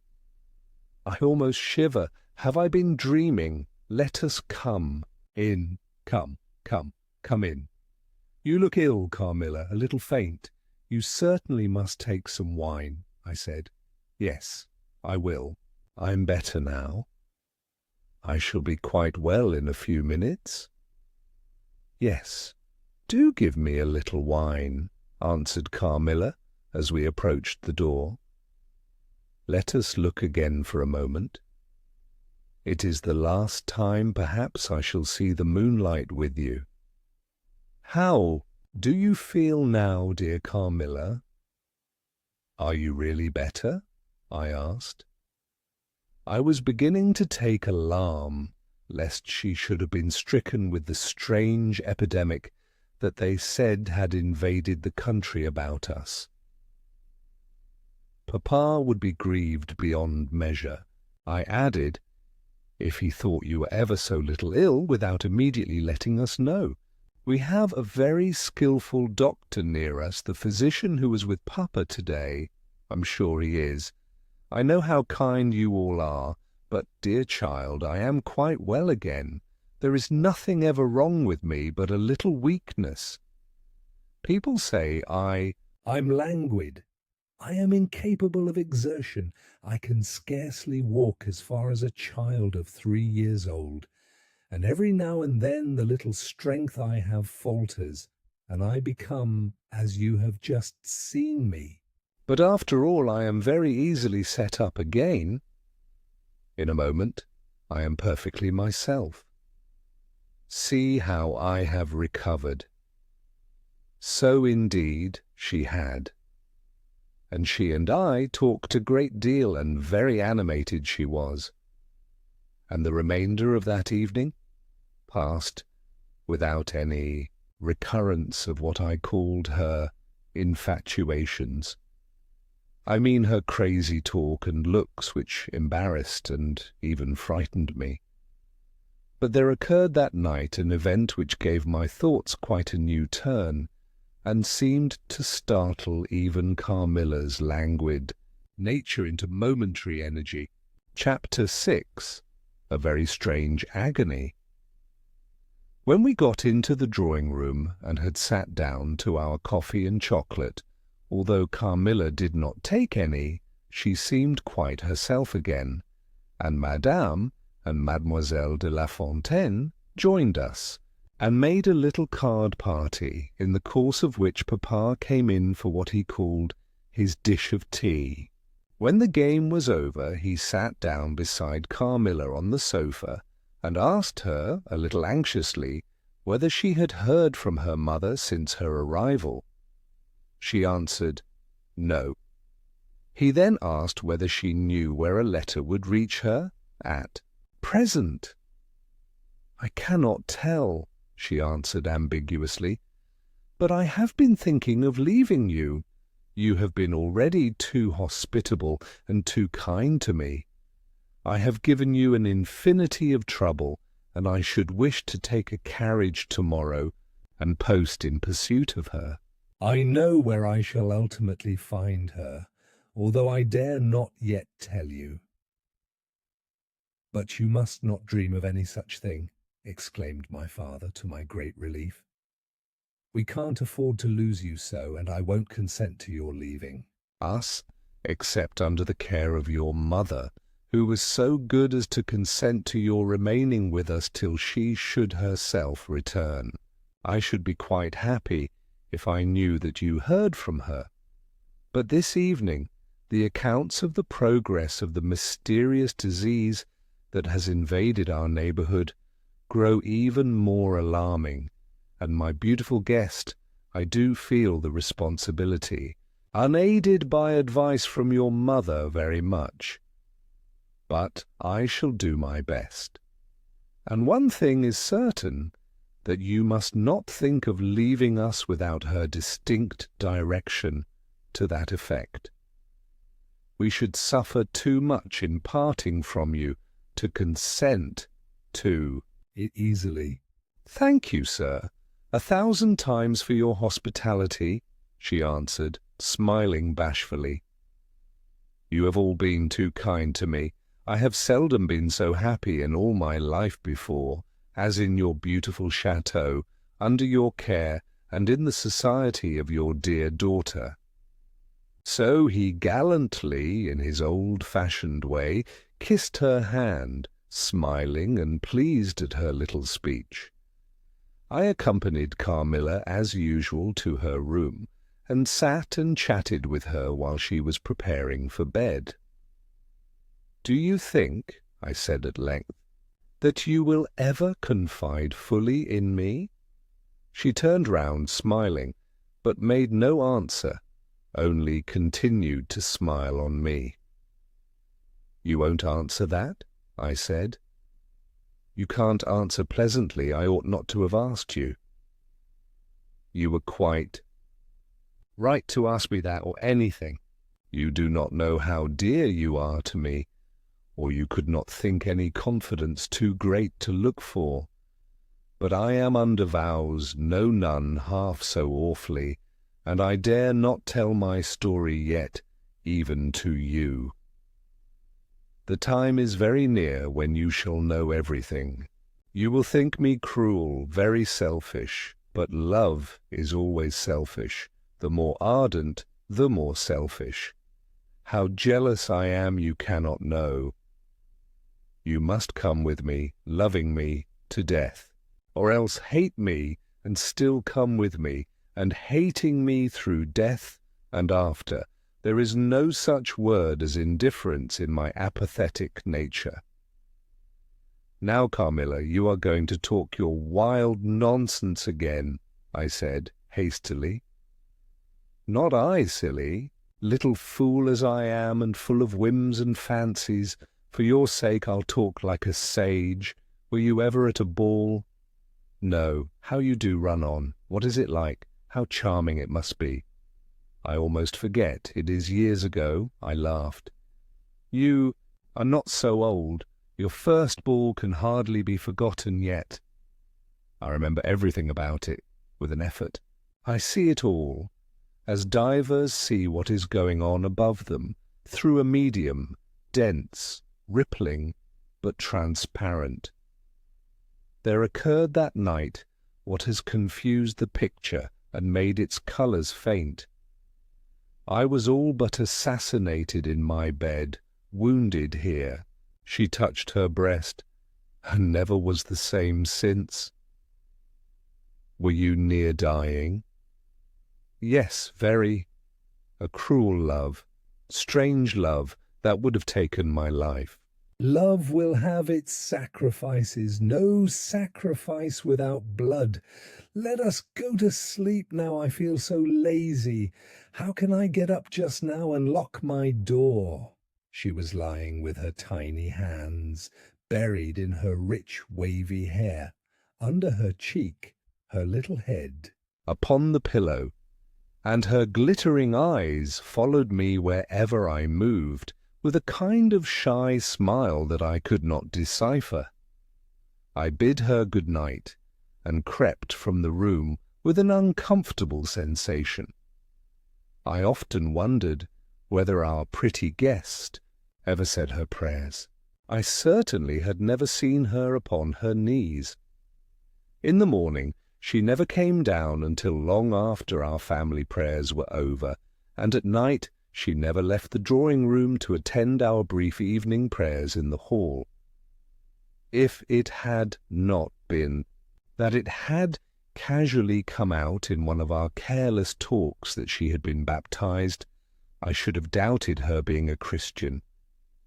Religion was a subject on which I had never heard her speak a word. If I had known the world better, this particular neglect or antipathy would not have so much surprised me.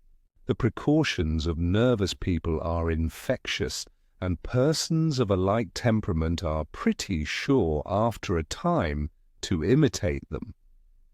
I had adopted Carmilla's habit of locking her bedroom door, having taken into my head all her whimsical alarms about midnight invaders and prowling assassins. I had also adopted her precaution of making a brief search through her room to satisfy herself that no lurking assassin or robber was ensconced. These wise measures taken, I got into my bed and fell asleep. A light was burning in my room. This was an old habit of very early date, and which nothing could have tempted me to dispense with. Thus fortified, I might take my rest in peace. But dreams come through stone walls, light up dark rooms, or darken light ones, and their persons make their exits and their entrances as they please, and laugh at locksmiths. I had a dream that night that was the beginning of a very strange agony. Cannot call it a nightmare, for I was quite conscious of being asleep. But I was equally conscious of being in my room and lying in bed precisely as I actually was. I saw, or fancied I saw, the room and its furniture just as I had seen it last, except that it was very dark, and I saw something moving round the foot of the bed, which at first I could not accurately distinguish, but I soon saw that it was a sooty black animal that resembled a monstrous cat. It appeared to me about 4 or 5 feet long, for it measured fully the length of the hearthrug as it passed over it, and it continued toing and froing with the lithe, sinister restlessness of a beast in a cage. I could not cry out, although, as you may suppose, I was terrified. Its pace was growing faster, and the room rapidly darker and darker, and at length so dark that I could no longer see anything of it but its eyes. I felt it spring lightly on the bed. The 2 broad eyes approached my face, and suddenly I felt a stinging pain, as if 2 large needles darted, an inch or 2 apart, deep into my breast. I waked with a scream. The room was lighted by the candle that burnt there all through the night, and I saw a female figure standing at the foot of the bed, a little at the right side. It was in a dark, loose dress, and its hair was down and covered its shoulders. A block of stone could not have been more still. There was not the slightest stir of respiration. As I stared at it, the figure appeared to have changed its place, and was now nearer the door. Then close to it The door opened, and it passed out. I was now relieved and able to breathe and move. My first thought was that Carmilla had been playing me a trick, and that I had forgotten to secure my door. I hastened to it and found it locked as usual on the inside. I was afraid to open it. I was horrified. I sprang into my bed and covered, my head up in the bedclothes, and lay there more dead than alive till morning. Chapter 7. Descending. It would be vain my attempting to tell you the horror with which even now I recall the occurrence of that night. It was no such transitory terror as a dream leaves behind it.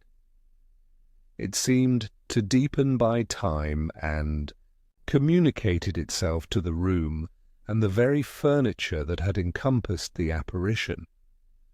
I could not bear next day to be alone for a moment. I should have told Papa, but for two opposite reasons. At one time I thought he would laugh at my story, and I could not bear its being treated as a jest, and at another I thought he might fancy that I had been attacked by the mysterious complaint which had invaded our neighbourhood. I had myself no misgiving of the kind, and as he had been rather an invalid for some time, I was afraid of alarming him. I was comfortable enough with my good-natured companions, Madame Perrodon and the vivacious Mademoiselle La Fontaine. They both perceived that I was out of spirits and nervous, and at length I told them what lay so heavy at my heart. Mademoiselle laughed, but I fancied that Madame Perrodon looked anxious. "By the by," said Mademoiselle, laughing, "the long lime-tree walk behind Carmilla's bedroom window is haunted." "Nonsense!" exclaimed Madame, who probably thought the theme rather inopportune. "And who tells that story, my dear?" "Martin says that he came up twice when the old yard gate was being repaired before sunrise, and twice saw the same female figure walking down the lime-tree avenue." "So he well might, as long as there are cows to milk in the river fields," said Madame. "I dare say, but Martin chooses to be frightened, and never did I see fool more frightened. You must not say a word about it to Carmilla, because she can see down that walk from her room window," I interposed, "and she is, if possible, a greater coward than I." Carmilla came down rather later than usual that day. "I was so frightened last night," she said, "so soon as we're together, and I am sure I should have seen something dreadful if it had not been for that charm I bought from the poor little hunchback, whom I called such hard names. I had a dream of something black coming round my bed, and I awoke in a perfect horror, and I really thought for some seconds I saw a dark figure near the chimney-piece, but I felt under my pillow for my charm, and the moment my fingers touched it, the figure disappeared, and I felt quite certain, only that I had it by me, that something frightful would have made its appearance, and perhaps throttled me, as it did those poor people we heard of. "Well, listen to me," I began, and recounted my adventure, at the recital of which she appeared horrified. "And had you the charm near you?" she asked earnestly. "No, I had dropped it into a china vase in the drawing-room, but I shall certainly take it with me tonight, as you have so much faith in it. At this distance of time, I cannot tell you, or even understand, how I overcame my horror so effectually as to lie alone in my room that night. I remember distinctly that I pinned the charm to my pillow. I fell asleep almost immediately and slept even more soundly than usual all night. Next night I passed as well. My sleep was delightfully deep and dreamless, but I wakened with a sense of lassitude and melancholy which, however, did not exceed a degree that was almost luxurious.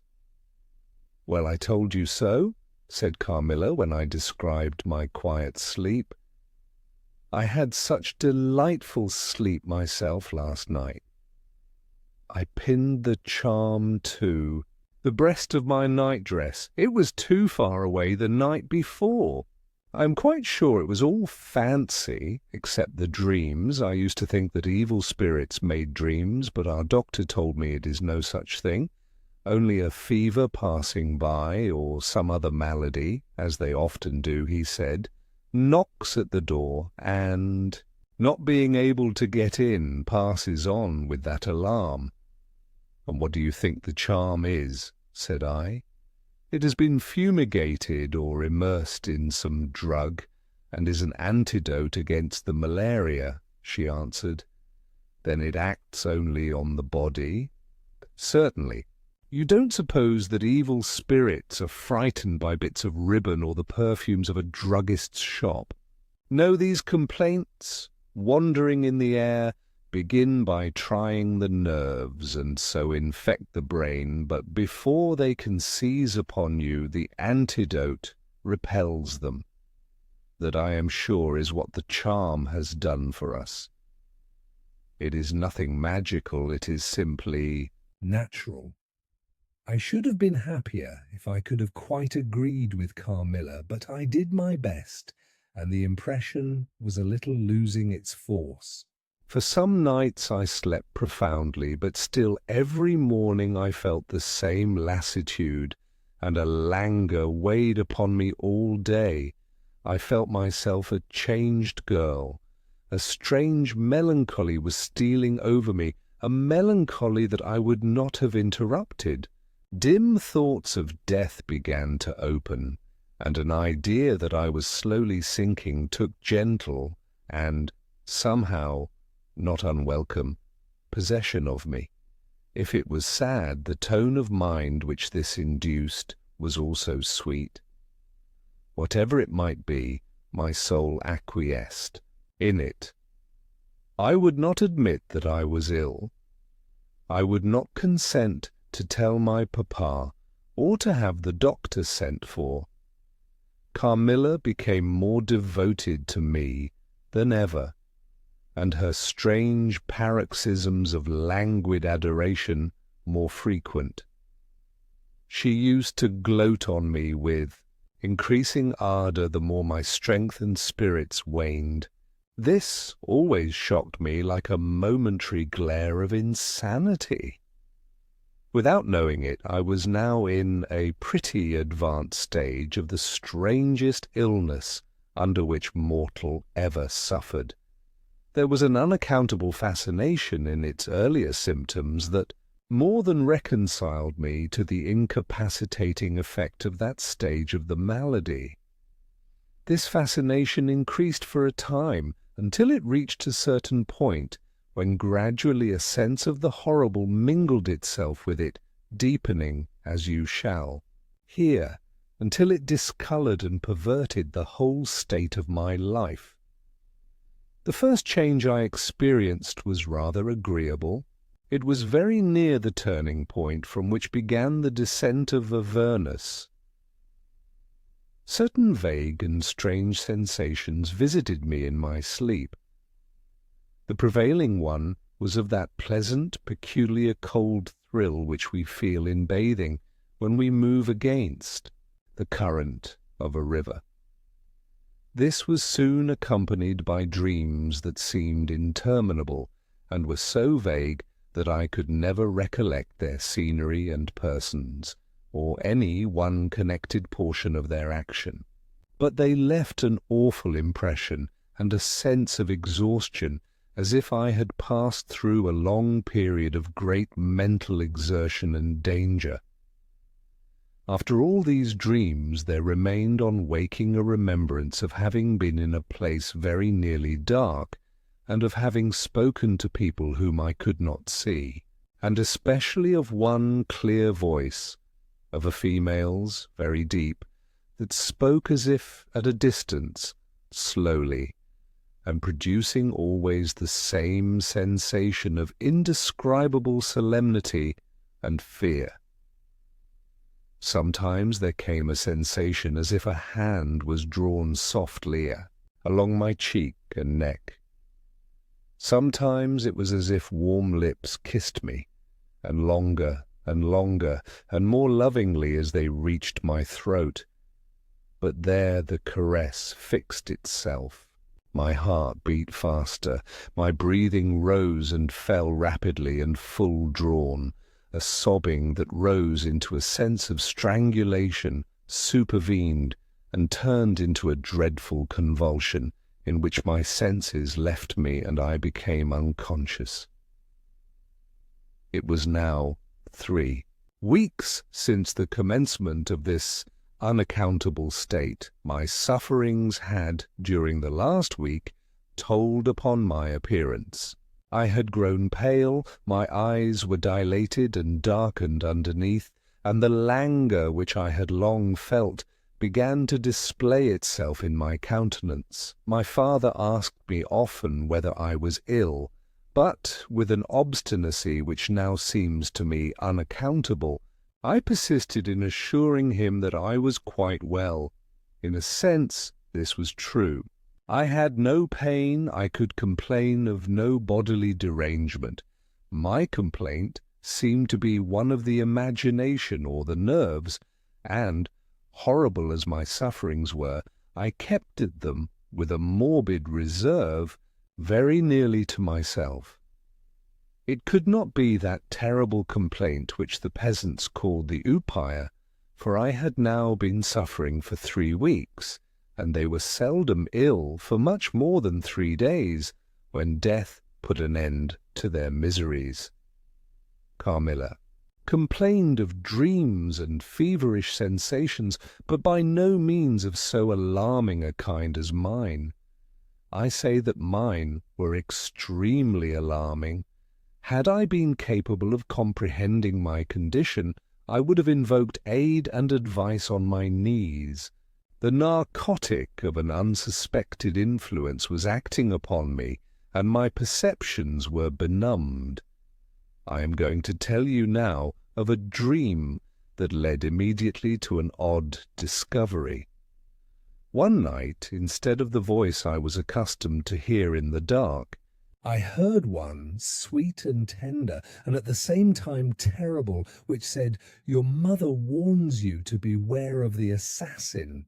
At the same time a light unexpectedly sprang up, and I saw Carmilla standing near the foot of my bed, in her white nightdress, bathed from her chin to her feet in one great stain of blood.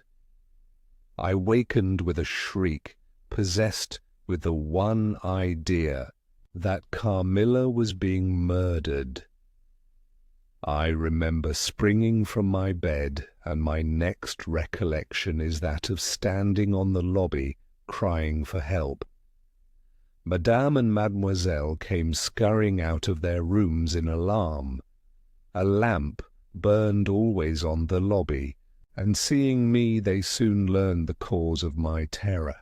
I insisted on our knocking at Carmilla's door. Our knocking was unanswered. It soon became a pounding and an uproar. We shrieked her name, but all was vain.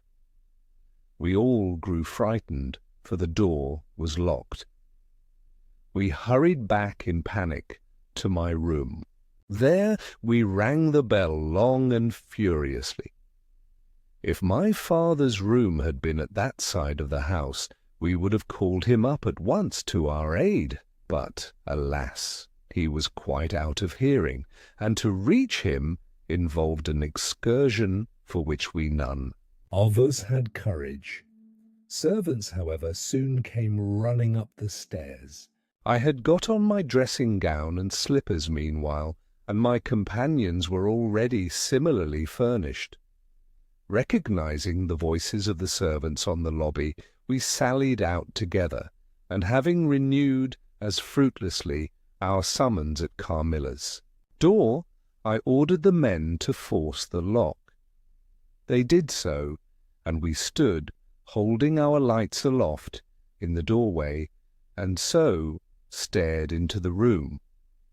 We called her by name, but there was still no reply. We looked round the room. Everything was undisturbed. It was exactly in the state in which I had left it on bidding her good night. But Carmilla was gone. Chapter 8. Search. At sight of the room, perfectly undisturbed except for our violent entrance, we began to cool a little, and soon recovered our senses sufficiently to dismiss the men. It had struck Mademoiselle that possibly Carmilla had been wakened by the uproar at her door, and in her first panic had jumped from her bed and hid herself in a press or behind a curtain, from which she could not, of course, emerge until the major-domo and his myrmidons had withdrawn. We now recommenced our search, and began to call her name again. It was all to no purpose. Our perplexity and agitation increased. We examined the windows, but they were secured. I implored of Carmilla, if she had concealed herself, to play this cruel trick no longer, to come out and to end our anxieties. It was all useless. I was by this time convinced that she was not in the room, nor in the dressing-room, the door of which was still locked on this side. She could not have passed it. I was utterly puzzled. Had Carmilla discovered one of those secret passages which the old housekeeper said were known to exist in the Schloss, although the tradition of their exact situation had been lost? A little time would, no doubt, explain all, utterly perplexed, as for the present we were. It was past 4 o'clock, and I preferred passing the remaining hours of darkness in Madame's room. Daylight brought no solution of the difficulty. The whole household, with my father at its head, was in a state of agitation next morning. Every part of the chateau was searched, the grounds were explored. No trace of the missing lady could be discovered. The stream was about to be dragged. My father was in distraction. What a tale to have to tell the poor girl's mother on her return! I, too, was almost beside myself, though my grief was quite of a different kind. The morning was passed in alarm and excitement. It was now 1 o'clock, and still no tidings. I ran up to Carmilla's room and found her standing at her dressing table. I was astounded. I could not believe my eyes. She beckoned me to her with her pretty finger. In silence, her face expressed extreme fear. I ran to her in an ecstasy of joy. I kissed and embraced her again and again. I ran to the bell and rang it vehemently to bring others to the spot who might at once relieve my father's anxiety. "Dear Carmilla, what has become of you all this time?" "We have been in agonies of anxiety about you," I exclaimed. "Where have you been? How did you come back?" "Last night has been a night of wonders," she said. "For mercy's sake, explain all you can." "It was past 2 last night," she said, "when I went to sleep as usual in my bed with my doors locked, that of the dressing-room, and that opening upon the gallery. My sleep was uninterrupted, and, so far as I know, dreamless. But I woke just now on the sofa in the dressing-room there, and I found the door between the rooms open and the other door forced. How could all of this have happened without my being wakened? It must have been accompanied with a great deal of noise, and I am particularly easily wakened. And how could I have been carried out of my bed without my sleep having been interrupted, I whom the slightest stir startles? By this time, Mademoiselle, my father, and a number of the servants were in the room. Carmilla was, of course, overwhelmed with inquiries, congratulations, and welcomes. She had but one story to tell, and seemed the least able of all the party to suggest any way of accounting for what had happened. My father took a turn up and down the room, thinking. I saw Carmilla's eye follow him for a moment with a sly, dark glance. When my father had sent the servants away, Mademoiselle having gone in search of a little bottle of valerian and sal volatile, and there being no one now in the room with Carmilla, except my father, Madame, and myself, he came to her thoughtfully, took her hand very kindly, led her to the sofa, and sat down beside her. "Will you forgive me, my dear, if I risk a conjecture and ask a question?" "Who can have a better right?" she said. "Ask what you please, and I will tell you everything. But my story is simply one of bewilderment and darkness. I know absolutely nothing. Put any question you please, but you know, of course, the limitations Mamma has placed me under." "Perfectly, my dear child. I need not approach the topics on which she desires our silence. Now the marvel of last night consists in your having been removed from your bed and your room without being wakened, and this removal having occurred apparently while the windows were still secured and the two doors locked upon the inside." I will tell you my theory and ask you a question. Carmilla was leaning on her hand dejectedly. Madame and I were listening breathlessly. Now my question is this. Have you ever been suspected of walking in your sleep? Never, since I was very young indeed. But you did walk in your sleep when you were young. Yes, I know I did. I have been told so often by my old nurse. My father smiled and nodded. Well, what has happened is this. You got up in your sleep, unlocked the door, not leaving the key, as usual, in the lock, but taking it out and locking it on the outside. You again took the key out and carried it away with you to some one of the 25 rooms on this floor, or perhaps upstairs or downstairs.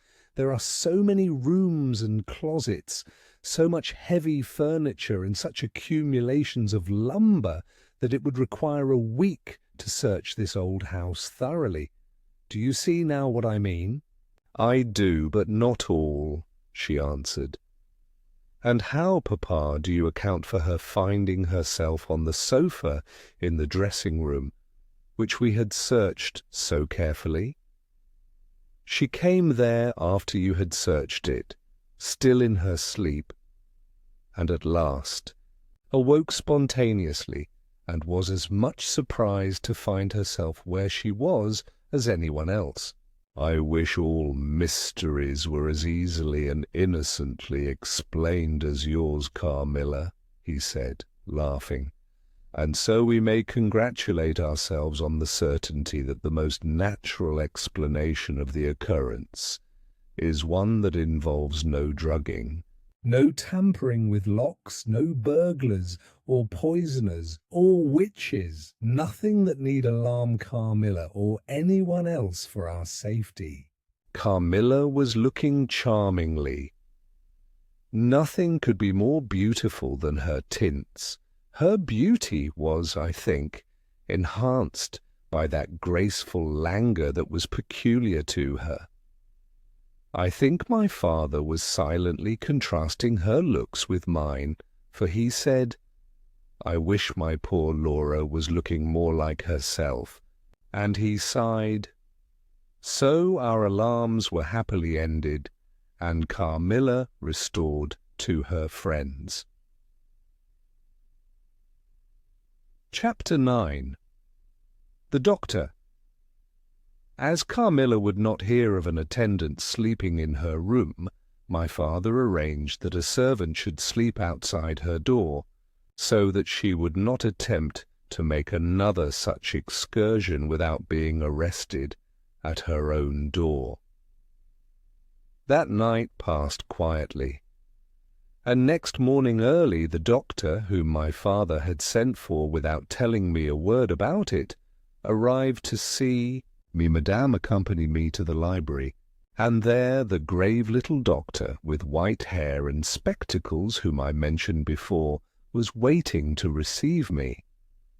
I told him my story, and as I proceeded he grew graver and graver.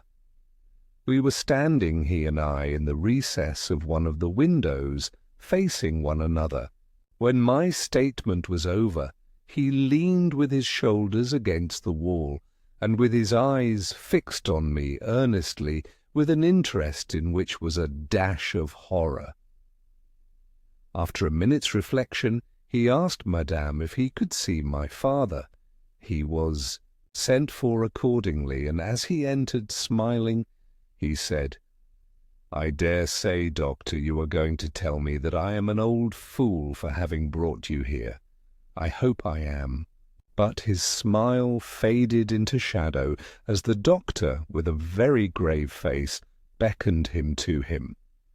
He and the doctor talked for some time in the same recess where I had just conferred with the physician.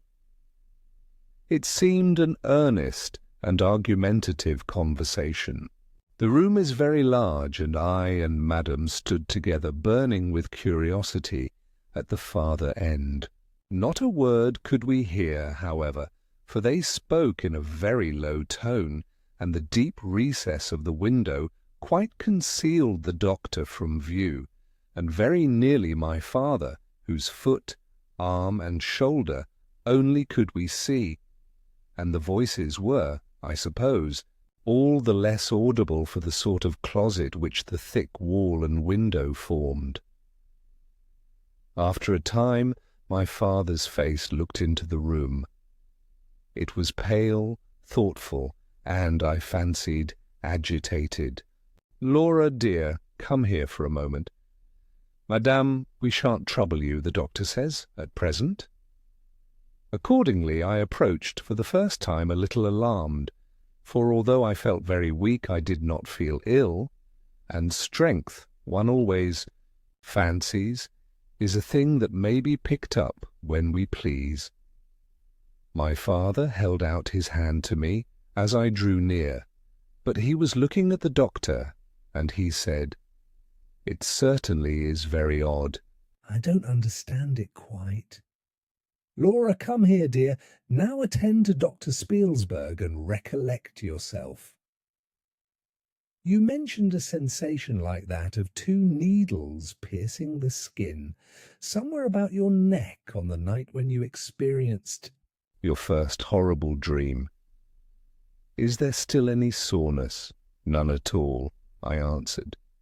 "Can you indicate with your finger about the point at which you think this occurred?" "Very little below my throat here," I answered. "I wore a mourning dress which covered the place I pointed to." "Now you can satisfy yourself," said the doctor. "You won't mind your papa's lowering your dress a very little. It is necessary to detect a symptom of the complaint under which you have been suffering." I acquiesced. It was only an inch or 2 below the edge of my collar. "God bless." "Me, so it is!" exclaimed my father, growing pale. "You see it now with your own eyes," said the doctor with a gloomy triumph. "What is it?" I exclaimed, beginning to be frightened. "Nothing, my dear young lady, but a small blue spot about the size of the tip of your little finger. And now," he continued, turning to Papa, "the question is what is best to be done." "Is there any danger?" I urged in great trepidation. "I trust not, my dear," answered the doctor. I don't see why you should not recover. I don't see why you should not begin immediately to get better. That is the point at which the sense of strangulation begins. Yes, I answered. And recollect as well as you can, the same point was a kind of centre of that thrill which you described just now, like the current of a cold stream running against you. It may have been. I think it was. Aye, you see, he added, turning to my father. Shall I say a word to Madame? Certainly, said my father. He called Madame to him and said, I find my young friend here far from well. It won't be of any great consequence, I hope, but it will be necessary that some steps be taken, which I will explain by and by. But in the meantime, Madame, you will be so good as not to let Miss Laura be alone for one moment. That is the only direction I need give for the present. It is indispensable. We may rely upon your kindness, Madame, I know, added my father. Madame satisfied him eagerly. And you, dear Laura, I know you will observe the doctor's direction. I shall have to ask your opinion upon another patient whose symptoms slightly resemble those of my daughter that have just been detailed to you. Very much milder in degree, but I believe quite of the same sort. She is a young lady, our guest. But as you say you will be passing this way again this evening, you can't do better than take your supper here, and you can then see her. She does not come down till the afternoon. I thank you, said the doctor. I shall be with you then, at about 7 this evening.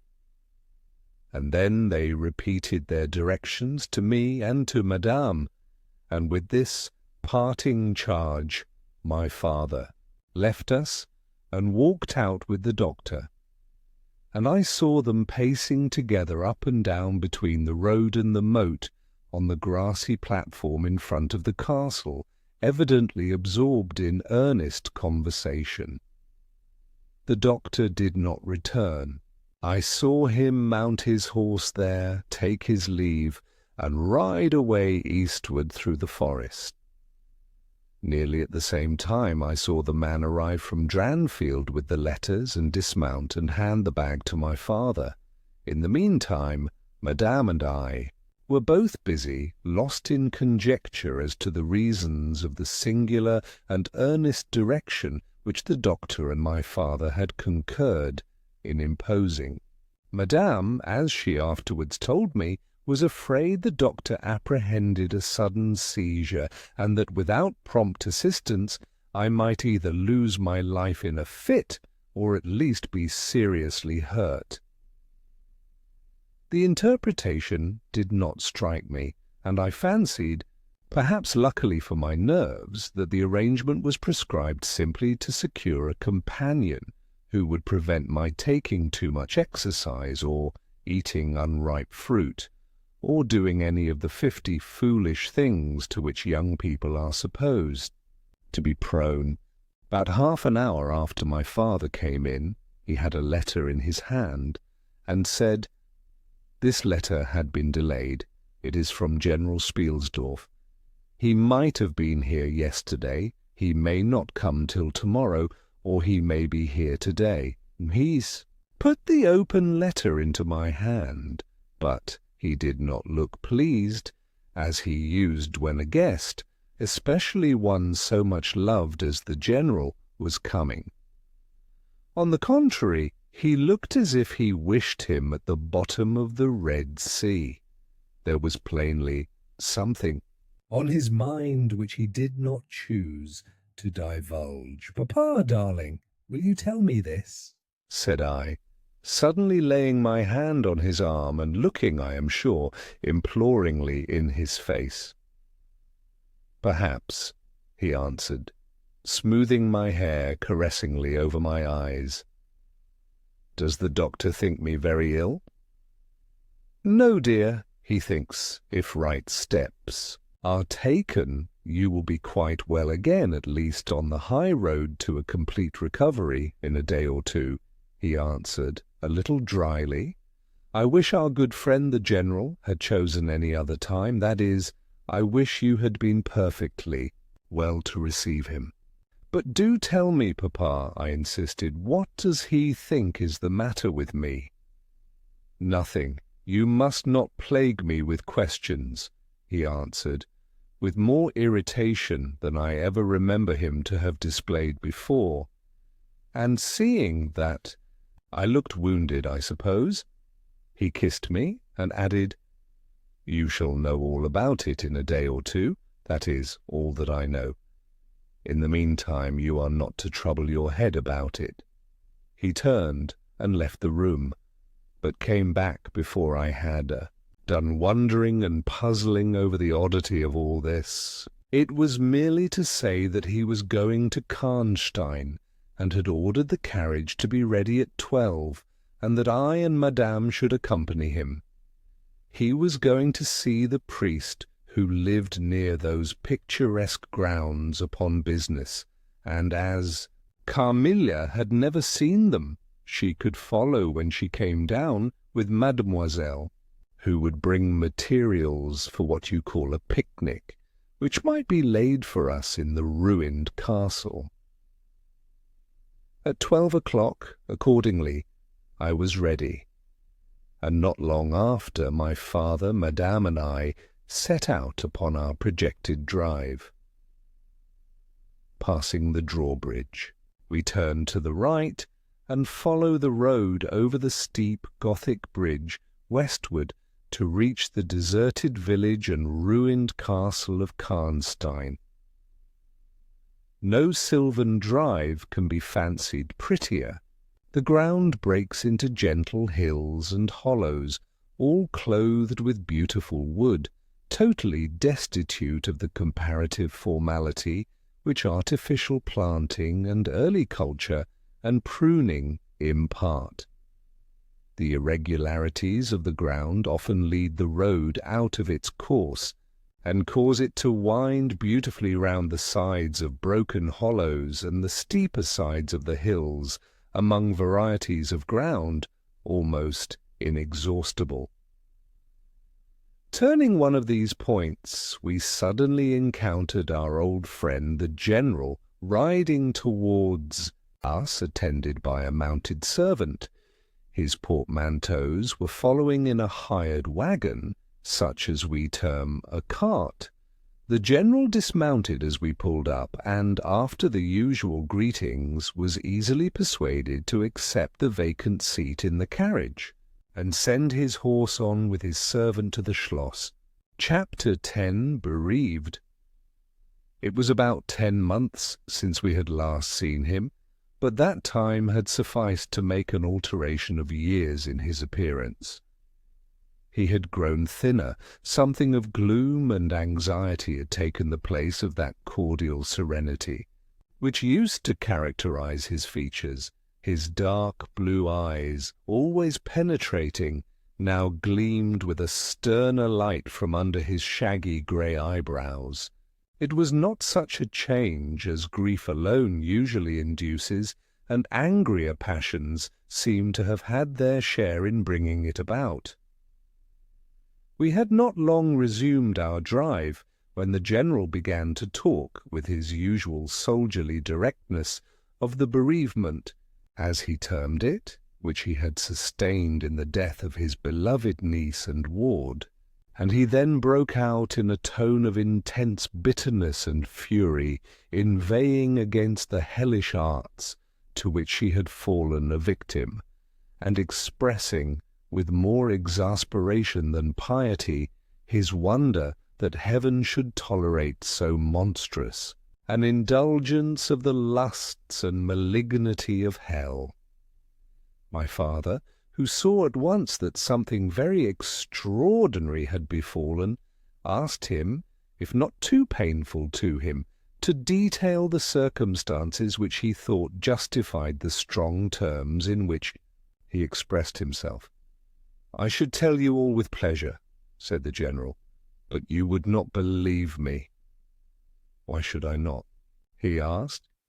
"Because," he answered testily, "you believe in nothing but what consists with your own prejudices and illusions. I remember when I was like you, but I have learned better." "Try me," said my father. "I am not such a dogmatist as you suppose, besides which I very well know that you generally require proof for what you believe, and am therefore very strongly predisposed to respect your conclusions. You are right in supposing that I have not been led lightly into a belief in the marvellous, for what I have experienced is marvellous, and I have been forced by extraordinary evidence to credit that which ran counter, diametrically, to all my theories. I have been made the dupe of a preternatural conspiracy." Notwithstanding his professions of confidence in the general's penetration, I saw my father at this point glance at the general with, as I thought, a marked suspicion. Of his sanity, the general did not see it, luckily. He was looking gloomily and curiously into the glades and vistas of the woods that were opening before us. "You are going to the ruins of Karnstein," he said. "Yes, it is a lucky coincidence. Do you know I was going to ask you to bring me there to inspect them? I have a special object in exploring. There is a ruined chapel, ain't there, with a great many tombs of that extinct family?" "So there are. Highly interesting," said my father. "I hope you are thinking of claiming the title and estates?" My father said this gaily, but the general did not recollect the laugh or even the smile which courtesy exacts for a friend's joke. On the contrary, he looked grave and even fierce, ruminating on a matter that stirred his anger and horror. "Something very different," he said gruffly. "I mean to unearth some of those fine people.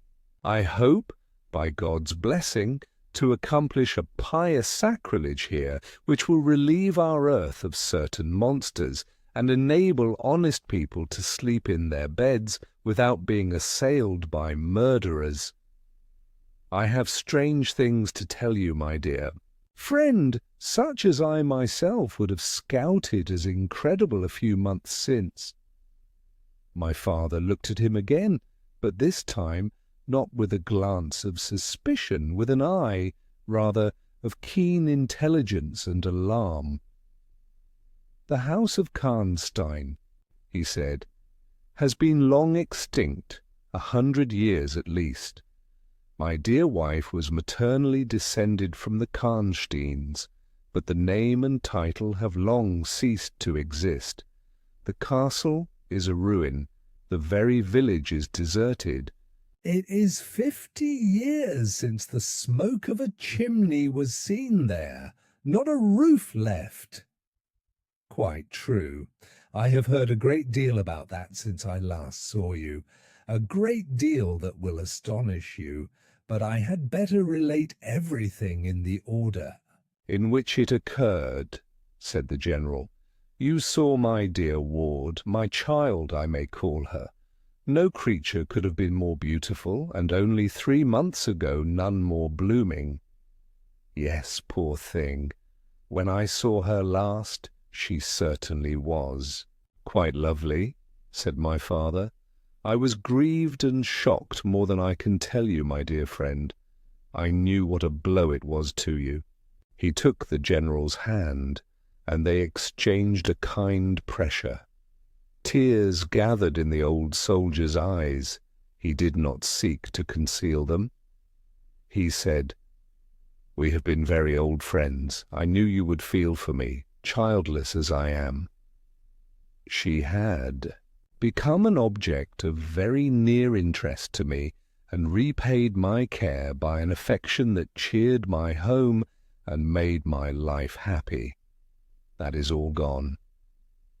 The years that remain to me on earth may not be very long, but by God's mercy I hope to accomplish a service to mankind before I die, and to subserve the vengeance of heaven upon the fiends who have murdered my poor child in the spring of her hopes and beauty." "You said just now that you intended relating everything as it occurred," said my father. "Pray do. I assure you that it is not mere curiosity that prompts me." By this time we had reached the point at which the Drunstall road, by which the General had come, diverges from the road which we were travelling to Karnstein. "How far is it to the ruins?" inquired the General, looking anxiously forward. "About half a league," answered my father. "Pray let us hear the story you were so good as to promise." Chapter 11. The story. "With all my heart," said the General with an effort, and after a short pause in which to arrange his subject, he commenced one of the strangest narratives I ever heard. "My dear child was looking forward with great pleasure to the visit you had been so good as to arrange for her to your charming daughter." Here he made me a gallant but melancholy bow. "In the meantime we had an invitation to my old friend the Count Karlsfeld, whose Schloss is about 6 leagues to the other side of Karnstein. It was to attend the series of fêtes which, you remember, were given by him in honour of his illustrious visitor, the Grand Duke Charles." "Yes, and very splendid, I believe they were," said my father. "Princely." "But then his hospitalities are quite regal. He has Aladdin's lamp. The night from which my sorrow dates was devoted to a magnificent masquerade. The grounds were thrown open, the trees hung with coloured lamps. There was such a display of fireworks as Paris itself had never witnessed. And such music, you know, is my weakness, such ravishing music, the finest instrumental band perhaps in the world, and the finest singers who could be collected from all the great operas in Europe. As you wandered through these fantastically illuminated grounds, the moonlighted chateau, throwing a rosy light from its long rows of windows, you would suddenly hear these ravishing voices stealing from the silence of some grove, or rising from boats upon the lake. I felt myself, as I looked and listened, carried back into the romance and poetry of my early youth. When the fireworks were ended, and the ball beginning, we returned to the noble suite of rooms that were thrown open to the dancers. A masked ball, you know, is a beautiful sight, but so brilliant a spectacle of the kind I never saw before.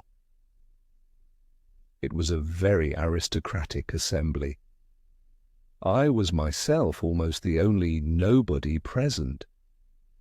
My dear child was looking quite beautiful. She wore no mask. Her excitement and delight added an unspeakable charm to her features, always lovely.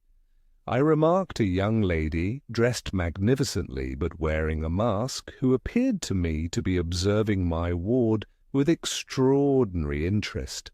I had seen her earlier in the evening in the great hall, and again, for a few minutes, walking near us on the terrace under the castle windows, similarly employed. A lady, also masked, richly and gravely dressed, and with a stately air, like a person of rank, accompanied her as a chaperone. Had the young lady not worn a mask, I could, of course, have been much more certain upon the question whether she was really watching my poor darling. I am now well assured that she was. We were now in one of the salons. My poor dear child had been dancing, and was resting a little in one of the chairs near the door. I was standing near. The two ladies I have mentioned had approached, and the younger took the chair next my ward, while her companion stood beside me, and for a little time addressed herself in a low tone to her charge. Availing herself of the privilege of her mask, she turned to me, and in the tone of an old friend, and calling me by my name, opened a conversation with me which piqued my curiosity a good deal. She referred to many scenes where she had met me at court and at distinguished houses. She alluded to little incidents which I had long ceased to think of, but which I found had only lain in abeyance in my memory, for they instantly started into life at her touch. I became more and more curious to ascertain who she was every moment. She parried my attempts to discover very adroitly and pleasantly. The knowledge she showed of many passages in my life seemed to me all but unaccountable, and she appeared to take a not unnatural pleasure in foiling my curiosity, and in seeing me flounder in my eager perplexity from one conjecture to another.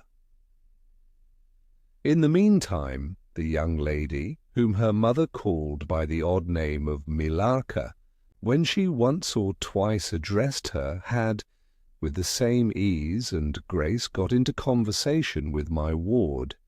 She introduced herself by saying that her mother was a very old acquaintance of mine.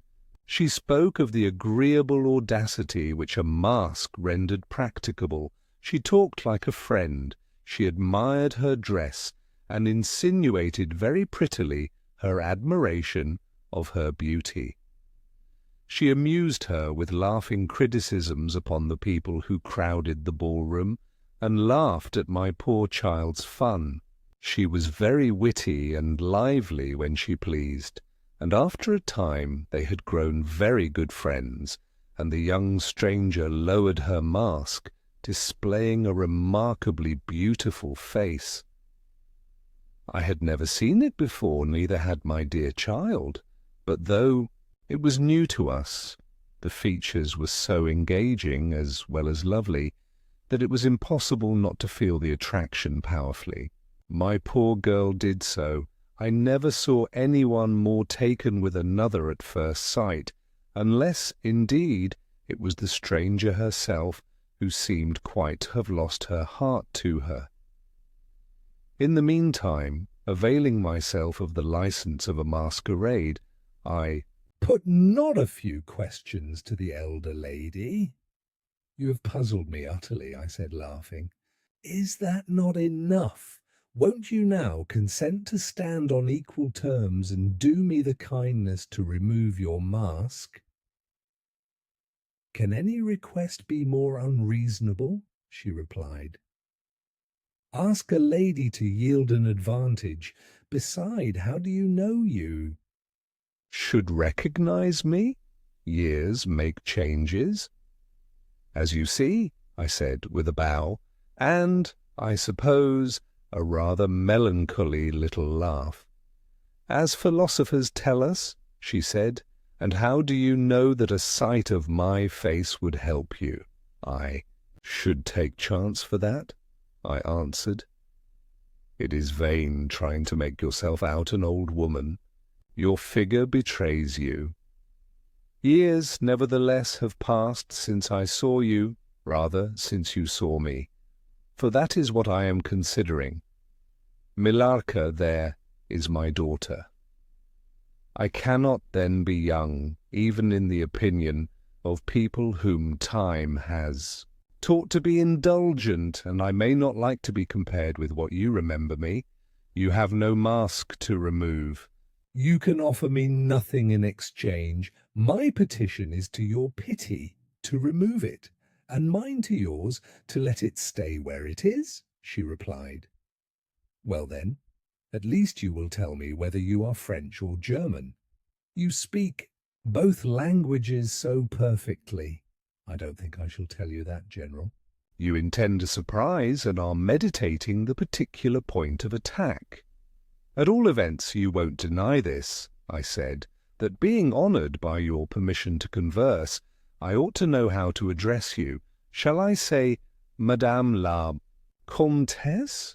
She laughed, and she would, no doubt, have met me with another evasion, if, indeed, I can treat any occurrence in an interview, every circumstance of which was prearranged, as I now believe, with the profoundest cunning, as liable to be modified by accident. "As to that," she began, but she was interrupted, almost as she opened her lips, by a gentleman dressed in black, who looked particularly elegant and distinguished, with this drawback, that his face was the most deadly pale I ever saw, except in death.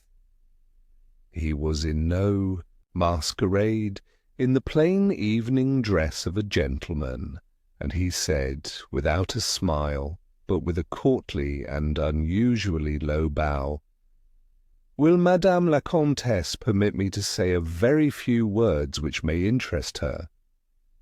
The lady turned quickly to him and touched her lip in token of silence. She then said to me, "Keep a place for me, General.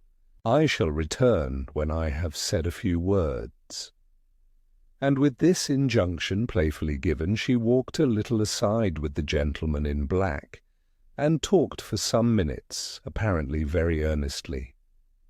They then walked away slowly together in the crowd, and I lost them for some minutes.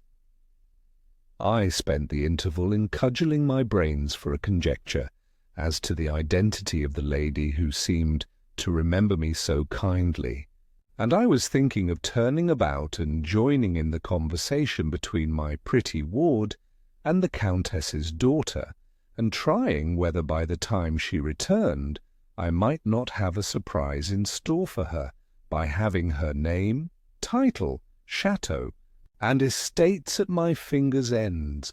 But at this moment she returned, accompanied by the pale man in black, who said, "I shall return and inform Madame la Comtesse when her carriage is at the door." He withdrew with a bow. Chapter 12. A Petition. "Then we are to lose Madame la Comtesse, but I hope only for a few hours," I said, with a low bow. "It may be that only, or it may be a few weeks." It was very unlucky his speaking to me just now as he did. "Do you now know me?" I assured her I did not. "You shall know me," she said, "but not at present. We are older and better friends than perhaps you suspect. I cannot yet declare myself. I shall in 3 weeks pass your beautiful Schloss, about which I have been making inquiries. I shall then look in upon you for an hour or two, and renew a friendship which I never think of without 1,000 pleasant recollections. This moment a piece of news has reached me like a thunderbolt. I must set out now and travel by a devious route, nearly 100 miles, with all the dispatch I can possibly make. My perplexities multiply. I am only deterred by the compulsory reserve I practice as to my name from making a very singular request of you. My poor child has not quite recovered her strength. Her horse fell with her at a hunt which she had ridden. Out to witness, her nerves have not yet recovered the shock, and our physician says that she must on no account exert herself for some time to come.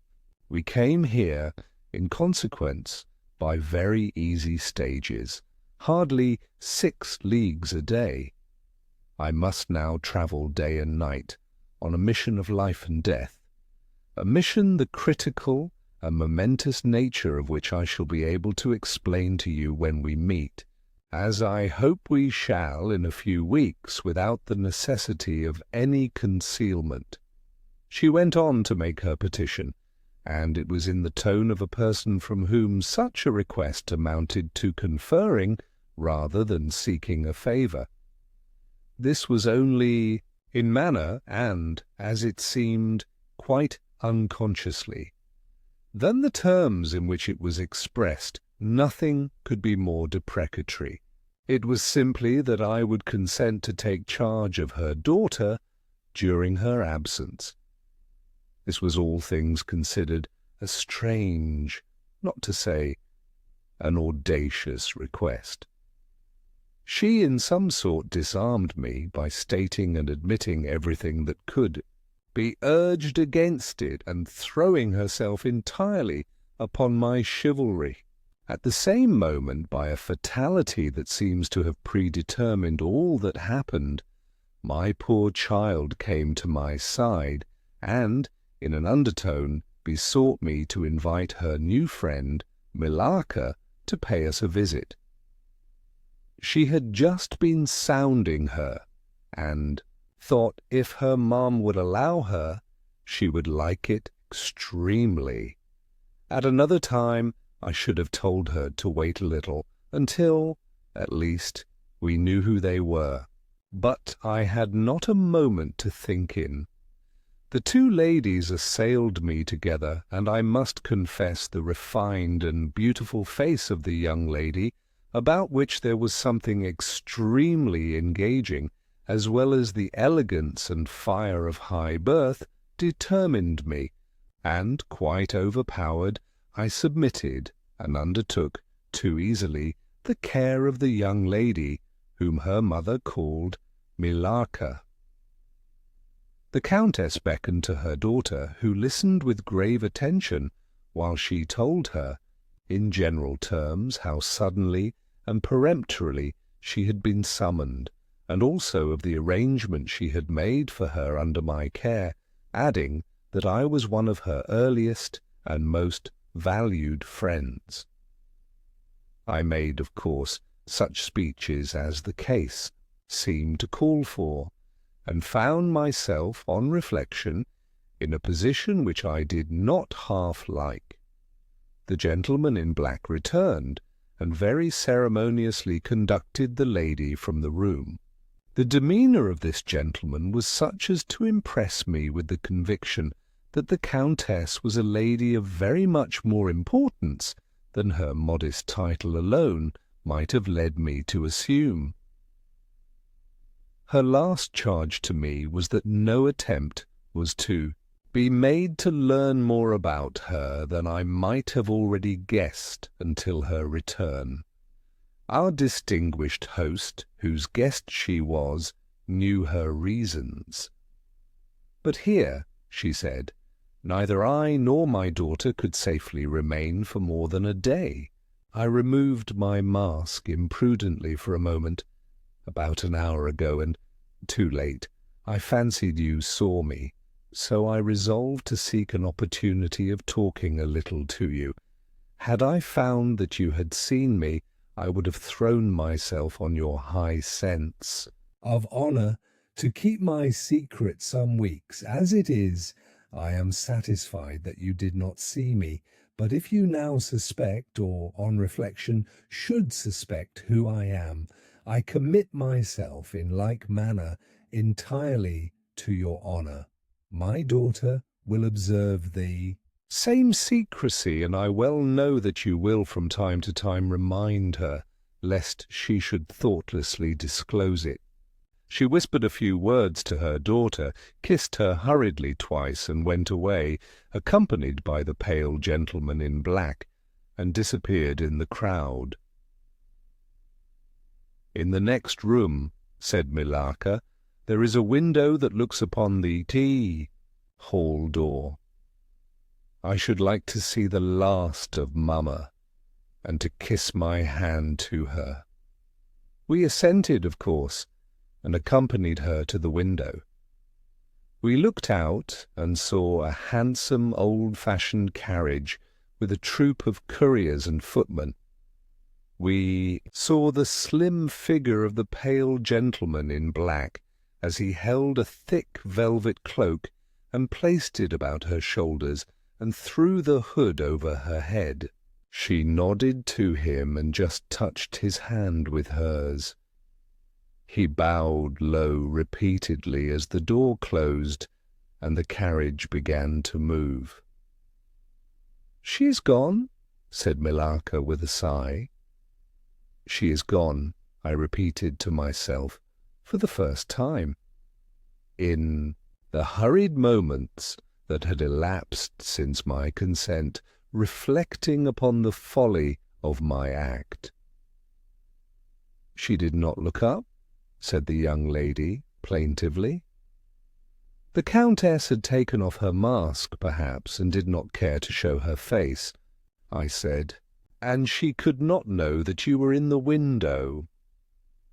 She sighed and looked in my face. She was so beautiful that I relented. I was sorry I had for a moment repented of my hospitality, and I determined to make her amends for the unavowed churlishness of my reception. The young lady, replacing her mask, joined my ward in persuading me to return to the grounds, where the concert was soon to be renewed. We did so, and walked up and down the terrace that lies under the castle windows. Millarca became very intimate with us, and amused us with lively descriptions and stories of most of the great people whom we saw upon the terrace. I liked her more and more every minute. Her gossip, without being ill-natured, was extremely diverting to me, who had been so long out of the great world. I thought what life she would give to our sometimes lonely evenings at home. This ball was not over until the morning sun had almost reached the horizon. It pleased the Grand Duke to dance till then, so loyal people could not go away or think of bed. We had just got through a crowded saloon when my ward asked me what had become of Millarca. I thought she had been by her side, and she fancied she was by mine. The fact was, we had lost her. All my efforts to find her were vain. I feared that she had mistaken, in the confusion of a momentary separation from us, other people for her new friends, and had, possibly, pursued and lost them in the extensive grounds which were thrown open to us. Now in its full force, I recognized a new folly in my having undertaken the charge of a young lady without so much as knowing her name.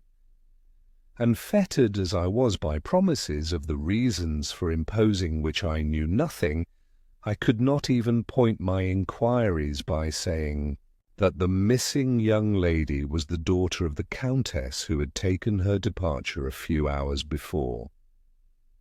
Morning broke. It was clear daylight before I gave up my search. It was not till near 2 o'clock next day that we heard anything of my missing charge. At about that time, a servant knocked at my niece's door to say that he had been earnestly requested by a young lady who appeared to be in great distress to make out where she could find the General Baron Spielsdorf and the young lady his daughter, in whose charge she had been left by her mother. There could be no doubt, notwithstanding the slight inaccuracy, that our young friend had turned up, and so she had. Would to heaven we had lost her! She told my poor child a story to account for her having failed to recover us for so long. Very late, she said, she had got to the housekeeper's bedroom in despair of finding us, and had then fallen into a deep sleep which, long as it was, had hardly sufficed to recruit her strength after the fatigues of the ball. That day Millarca came home with us. I was only too happy, after all, to have secured so charming a companion for my dear girl. Chapter 13. The Woodman. There soon, however, appeared some drawbacks. In the first place, Millarca complained of extreme languor, the weakness that remained after her late illness, and she never emerged from her room till the afternoon was pretty far advanced. In the next place it was accidentally discovered, although she always locked her door on the inside and never disturbed the key from its place till she admitted the maid to assist at her toilet, that she was undoubtedly sometimes absent from her room in the very early morning and at various times later in the day, before she wished it to be understood that she was stirring. She was repeatedly seen from the windows of the Schloss in the first faint grey of the morning, walking through the trees in an easterly direction and looking like a person in a trance. This convinced me that she walked in her sleep, but this hypothesis did not solve the puzzle. How did she pass out from her room, leaving the door locked on the inside? How did she escape from the house without unbarring door or window? In the midst of my perplexities, an anxiety of a far more urgent kind presented itself. My dear child began to lose her looks and health, and that in a manner so mysterious and even horrible that I became thoroughly frightened. She was at first visited by appalling dreams. Then, as she fancied, by a spectre, sometimes resembling Milaka, sometimes in the shape of a beast, indistinctly seen, walking round the foot of her bed from side to side. Lastly came sensations. One, not unpleasant, but very peculiar. She said resembled the flow of an icy stream against her breast. At a later time she felt something like a pair of large needles pierce her, a little below the throat, with a very sharp pain. A few nights after followed a gradual and convulsive sense of strangulation. Then came unconsciousness. I could hear distinctly every word the kind old general was saying, because by this time we were driving upon the short grass that spreads all on either side of the road, as you approach the roofless village which had not shown the smoke of a chimney for more than half a century. You may guess how strangely I felt as I heard my own symptoms so exactly described in those which had been experienced by the poor girl who, but for the catastrophe which followed, would have been at that moment a visitor at my father's chateau. You may suppose also how I felt as I heard him detail habits and mysterious peculiarities which were, in fact, those of our beautiful guest, Carmilla. A vista opened in the forest. We were on a sudden under the chimneys and gables of the ruined village, and the towers and battlements of the dismantled castle, round which gigantic trees are grouped, overhung us from a slight eminence.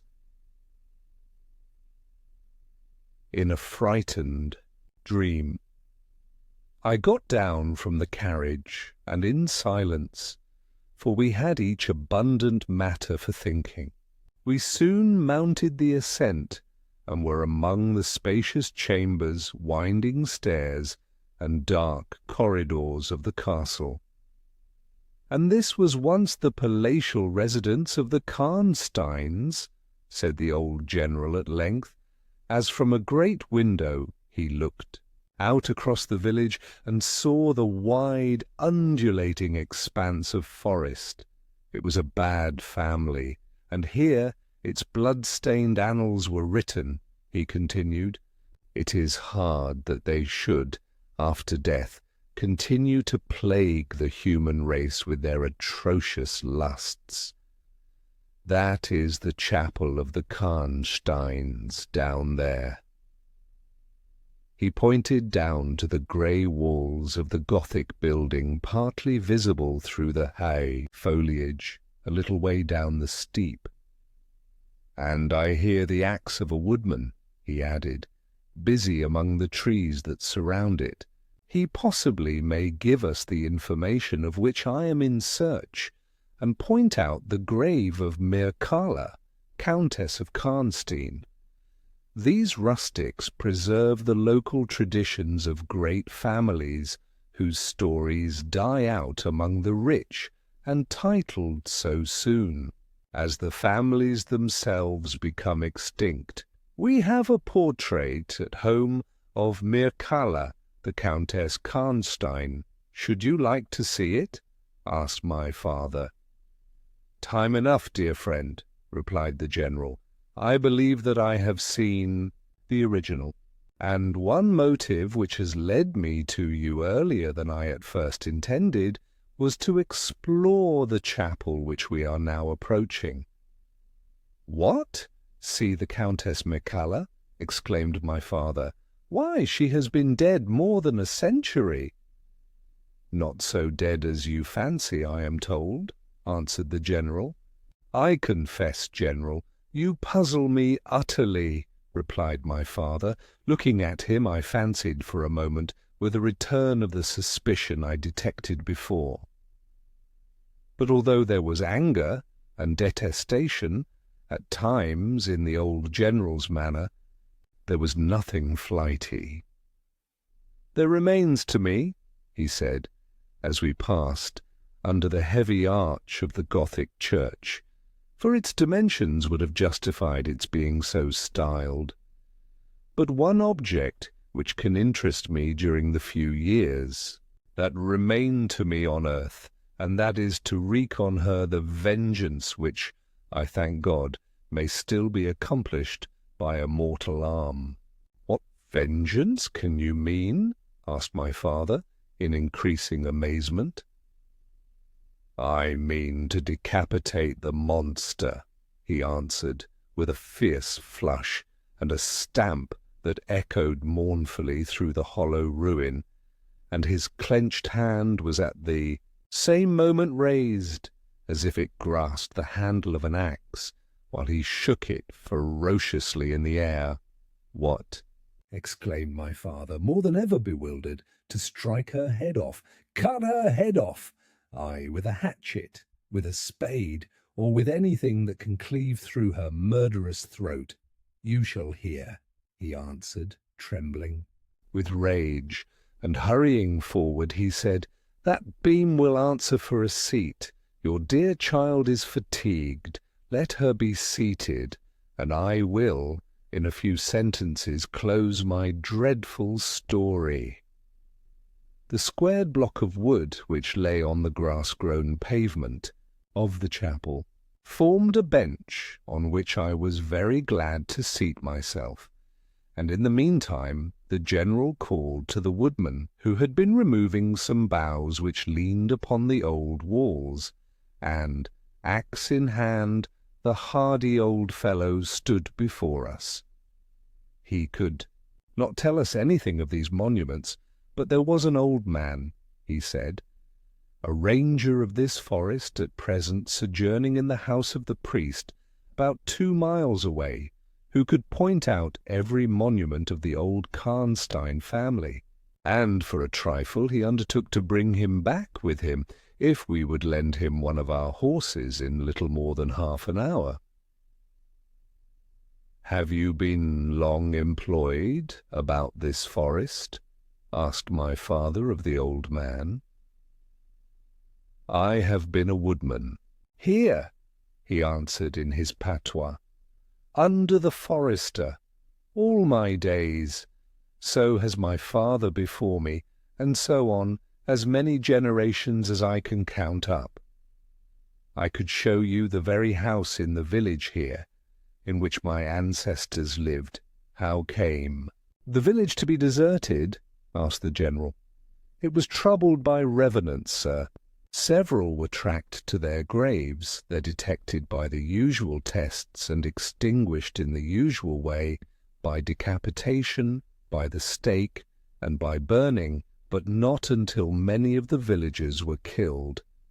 But after all these proceedings, according to law, he continued, so many graves opened, and so many vampires deprived of their horrible animation, the village was not relieved. But a Moravian nobleman who happened to be travelling this way heard how matters were, and being skilled, as many people are in his country, in such affairs, he offered to deliver the village from its tormentor.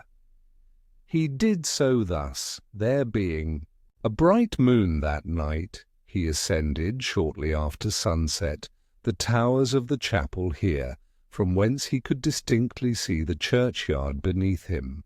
You can see it from that window. From this point he watched until he saw the vampire come out of his grave and place near it the linen clothes in which he had been folded, and then glide away towards the village to plague its inhabitants. The stranger, having seen all this, came down from the steeple, took the linen wrappings of the vampire, and carried them up to the top of the tower, which he again mounted. When the vampire returned from his prowlings and missed his clothes, he cried furiously to the Moravian, whom he saw at the summit of the tower, and who, in reply, beckoned him to ascend and take them. Whereupon the vampire, accepting his invitation, began to climb the steeple, and so soon as he had reached the battlements, the Moravian, with a stroke of his sword, clove his skull in twain, hurling him down to the churchyard, whither, descending by the winding stairs, the stranger followed and cut his head off, and next day delivered it and the body to the villagers, who duly impaled and burnt them. This Moravian nobleman had authority from the then head of the family to remove the tomb of Mircalla, Countess Karnstein, which he did effectually, so that in a little while its site was quite forgotten. Can you point out where it stood? Asked the general eagerly. The forester shook his head and smiled. Not a soul living could tell you that now, he said. Besides, they say her body was removed, but no one is sure of that either. Having thus spoken, as time pressed, he dropped his axe and departed, leaving us to hear the remainder of the general's strange story. Chapter 14. The Meeting. My beloved child, he resumed, was now growing rapidly worse. The physician who attended her had failed to produce the slightest impression on her disease, for such I then supposed it to be. He saw my alarm and suggested a consultation. I called in an abler physician from Graz. Several days elapsed before he arrived.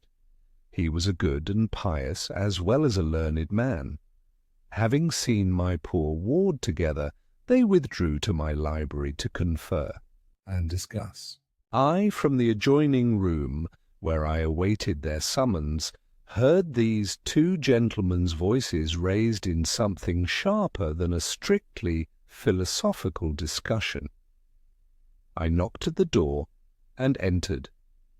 I found the old physician from Graz maintaining his theory.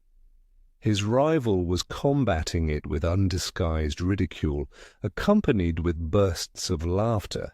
This unseemly manifestation subsided, and the altercation ended on my entrance. "Sir," said my first physician, "my learned brother seems to think that you want a conjurer and not a doctor." "Pardon me," said the old physicians from Graz, looking displeased. "I shall state my own view of the case in my own way another time." I grieve, Monsieur le General, that by my skill and science I can be of no use. Before I go, I shall do myself the honour to suggest something to you. He seemed thoughtful, and sat down at a table and began to write. Profoundly disappointed, I made my bow and as I turned to go, the other doctor pointed over his shoulder to his companion who was writing, and then, with a shrug, significantly touched his forehead. This consultation then left me precisely where I was. I walked out into the grounds, all but distracted. The doctor from Graz in 10 or 15 minutes overtook me. He apologized for having followed me, but said that he could not conscientiously take his leave without a few words more. He told me that he could not be mistaken. No natural disease exhibited the same symptoms, and that death was already very near. There remained, however, a day or possibly 2 of life. If the fatal seizure were at once arrested, with great care and skill her strength might possibly return, but all hung now upon the confines of the irrevocable.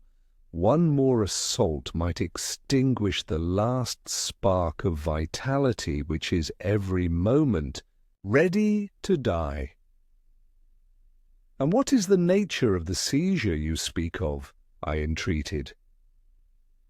"I have stated all fully in this note, which I place in your hands upon the distinct condition that you send for the nearest clergyman, and open my letter in his presence, and on no account read it till he is with you. You would despise it else, and it is a matter of life and death. Should the priest fail you, then indeed you may read it."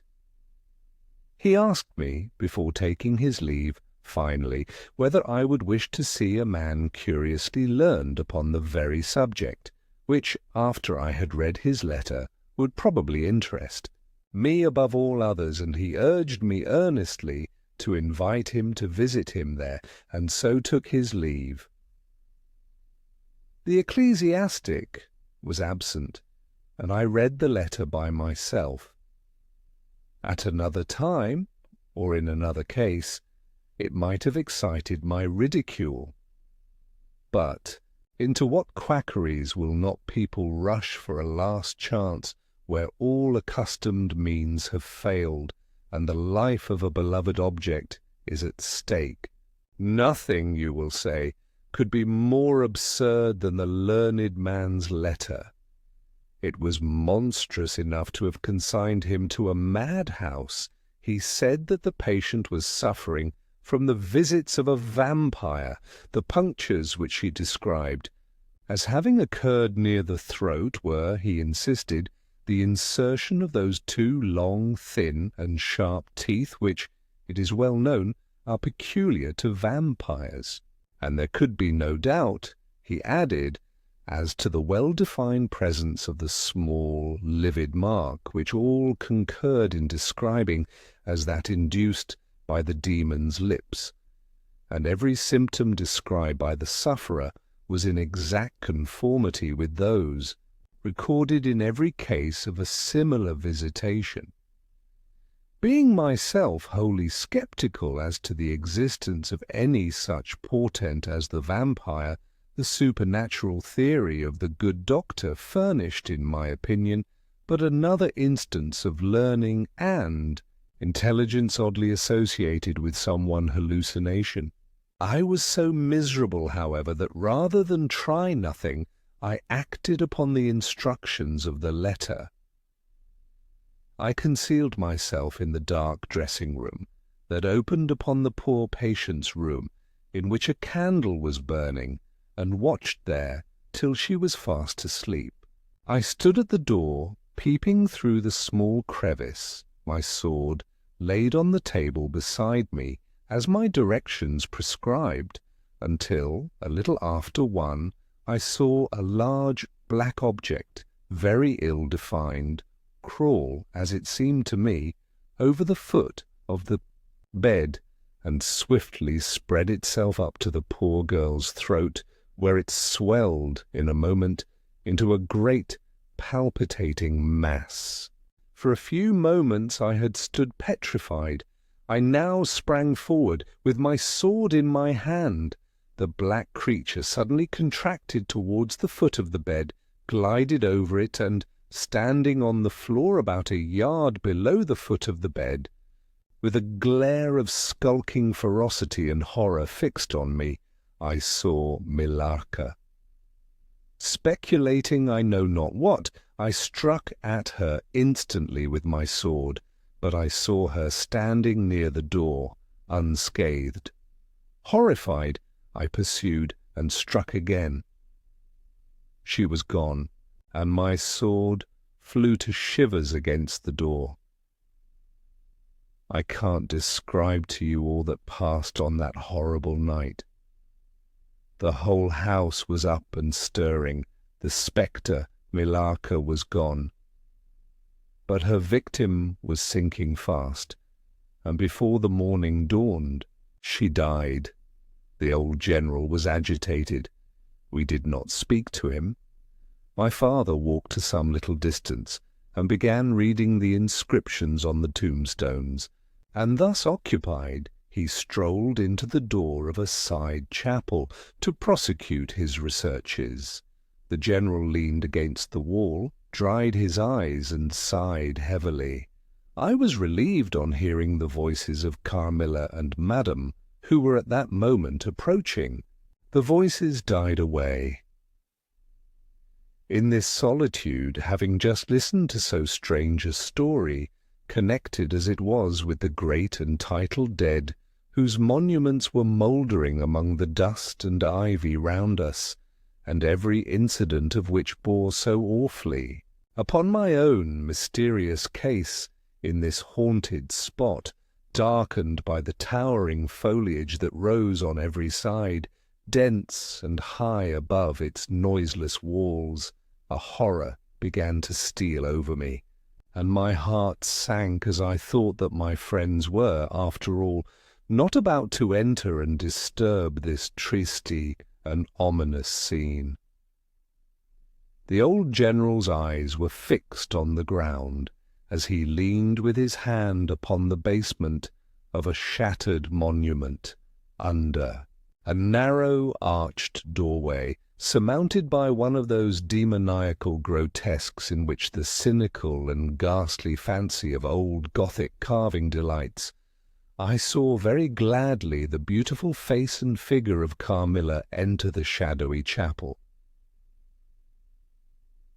I was just about to rise and speak, and nodded smiling in answer to her peculiarly engaging smile, when with a cry the old man by my side caught up the woodman's hatchet and started forward. On seeing him, a brutalized change came over her features. It was an instantaneous and horrible transformation as she made a crouching step backwards. Before I could utter a scream, he struck at her with all his force, but she dived under his blow and, unscathed, caught him in her tiny grasp by the wrist. He struggled for a moment to release his arm, but his hand opened, the axe fell to the ground, and the girl was gone. He staggered against the wall, his grey hair stood upon his head, and a moisture shone over his face as if he were at the point of death. The frightful scene had passed in a moment. The first thing I recollect after is Madame standing before me, and impatiently repeating again and again the question, "Where is Mademoiselle Carmilla?" I answered at length, "I don't know, I can't tell, she went there," and I pointed to the door through which Madame had just entered. "Only a minute or two since." "But I have been standing there, in the passage, ever since Mademoiselle Carmilla entered." And she did not return. She then began to call Carmilla through every door and passage and from the windows, but no answer came. "She called herself Carmilla?" asked the general, still agitated.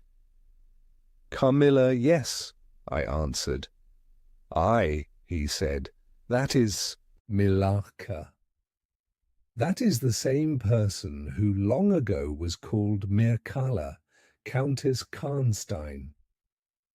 Depart from this accursed ground, my poor child, as quickly as you can. Drive to the clergyman's house and stay there till we come. Begone. May you never behold Carmilla more. You will not find her here. Chapter 15. Ordeal and Execution. As he spoke, one of the strangest-looking men I ever beheld entered the chapel at the door through which Carmilla had made her entrance and her exit. He was tall, narrow-chested, stooping, with high shoulders, and dressed in black. His face was brown and dried in with deep furrows. He wore an oddly shaped hat with a broad leaf. His hair, long and grizzled, hung on his shoulders. He wore a pair of gold spectacles and walked slowly with an odd shambling gait, with his face sometimes turned up to the sky and sometimes bowed down towards the ground, seemed to wear a perpetual smile. His long, thin arms were swinging, and his lank hands, in old black gloves ever so much too wide for them, waving and gesticulating in utter abstraction. "The very man!" exclaimed the general, advancing with manifest delight. "My dear Baron, how happy I am to see you! I had no hope of meeting you so soon." He signed to my father, who had by this time returned, and leading the fantastic old gentleman, whom he called the Baron, to meet him, he introduced him formally, and they at once entered into earnest conversation. The stranger took a roll of paper from his pocket and spread it on the worn surface of a tomb that stood by. He had a pencil case in his fingers with which he traced imaginary lines from point to point on the paper, which from their often glancing from it together at certain points of the building, I concluded to be a plan of the chapel. He accompanied what I may term his lecture with occasional readings from a dirty little book whose yellow leaves were closely written over. They sauntered together down the side aisle, opposite to the spot where I was standing, conversing as they went. Then they began measuring distances by paces, and finally they all stood together, facing a piece of the side wall which they began to examine with great minuteness, pulling off the ivy that clung over it, and rapping the plaster with the ends of their sticks, scraping here and knocking there. At length they ascertained the existence of a broad marble tablet, with letters carved in relief upon it. With the assistance of the Woodman, who soon returned, a monumental inscription and carved escutcheon were disclosed. They proved to be those of the long-lost monument of Mircalla, Countess Karnstein. The old general, though not, I fear, given to the praying mood, raised his hands and eyes to heaven in mute thanksgiving for some moments. "Tomorrow," I heard him say, "the commissioner will be here, and the inquisition will be held according to law." Then turning to the old man with the gold spectacles whom I have described, he shook him warmly by both hands and said, "Baron, how can I thank you? How can we all thank you? You will have delivered this region from a plague that has scourged its inhabitants for more than a century. The horrible enemy, thank God, is at last tracked." My father led the stranger aside, and the general followed. I know that he had led them out of hearing, that he might relate my case, and I saw them glance often quickly at me as the discussion proceeded. My father came to me, kissed me again and again, and leading me from the chapel said, "It is time to return, but before we go home we must add to our party the good priest who lives but a little way from this, and persuade him to accompany us to the Schloss." In this quest we were successful, and I was glad, being unspeakably fatigued, when we reached home. But my satisfaction was changed to dismay on discovering that there were no tidings of Carmilla, of the scene that had occurred in the ruined chapel. No explanation was offered to Abby, and it was clear that it was a secret which my father for the present determined to keep from me. The sinister absence of Carmilla made the remembrance of the scene more horrible to me. The arrangements for the night were singular. 2 servants and Madame were to sit up in my room that night, and the ecclesiastic with my father kept watch in the adjoining dressing-room.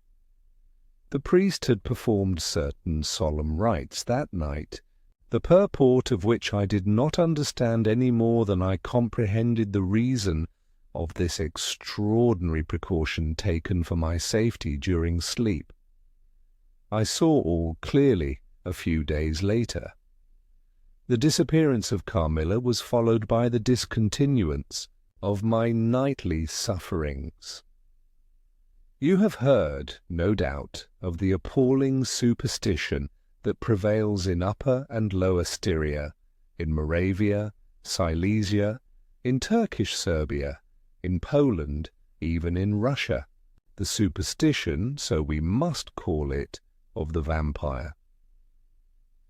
If human testimony, taken with every care and solemnity, judicially before commissions innumerable, each consisting of many members, all chosen for integrity and intelligence, and constituting reports more voluminous perhaps than exist upon any one other class of cases, is worth anything, it is difficult to deny or even to doubt the existence of such a phenomenon as the vampire.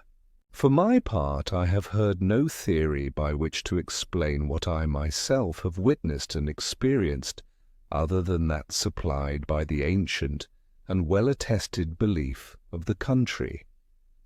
The next day the formal proceedings took place in the chapel of Karnstein. The grave of the Countess Mircalla was opened, and the general and my father recognized each his perfidious and beautiful guest in the face now disclosed to view. The features, though 150 years had passed since her funeral, were tinted with the warmth of life. Her eyes were open, no cadaverous smell exhaled from the coffin.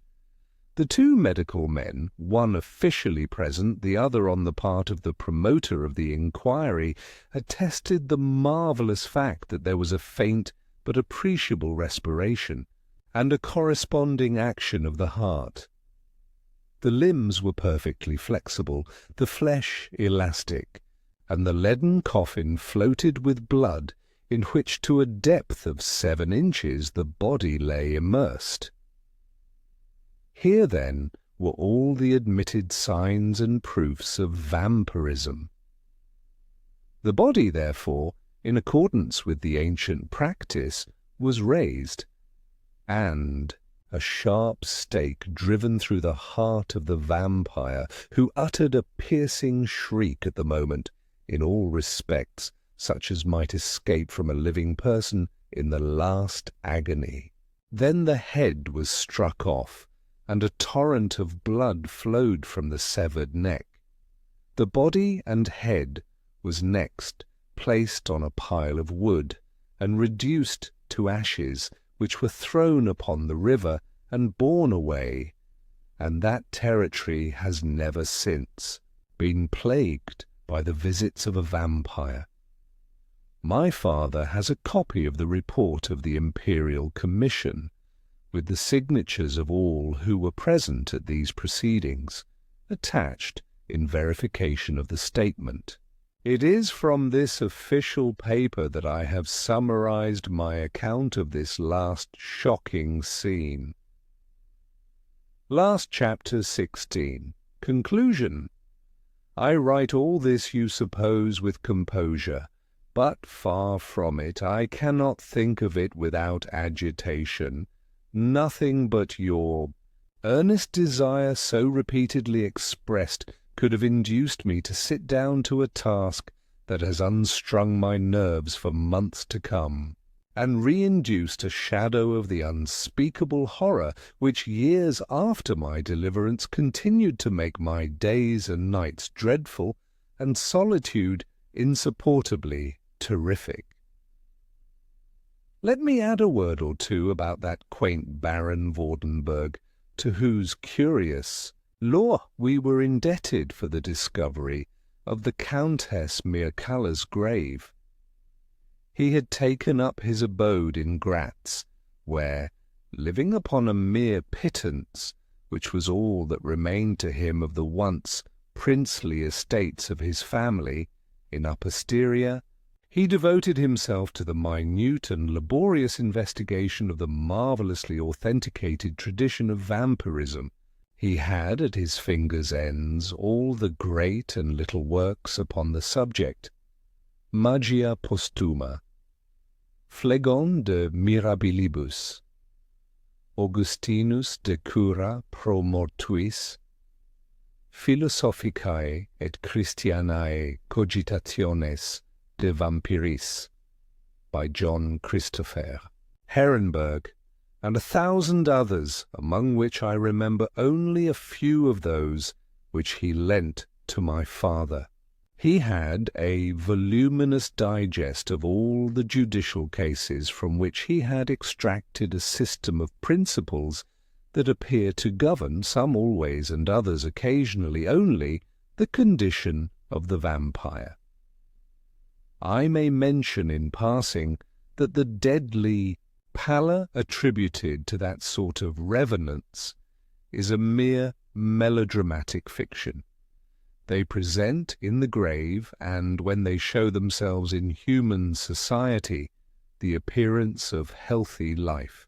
When disclosed to light in their coffins, they exhibit all the symptoms that are enumerated as those which proved the vampire life of the long-dead Countess Karnstein.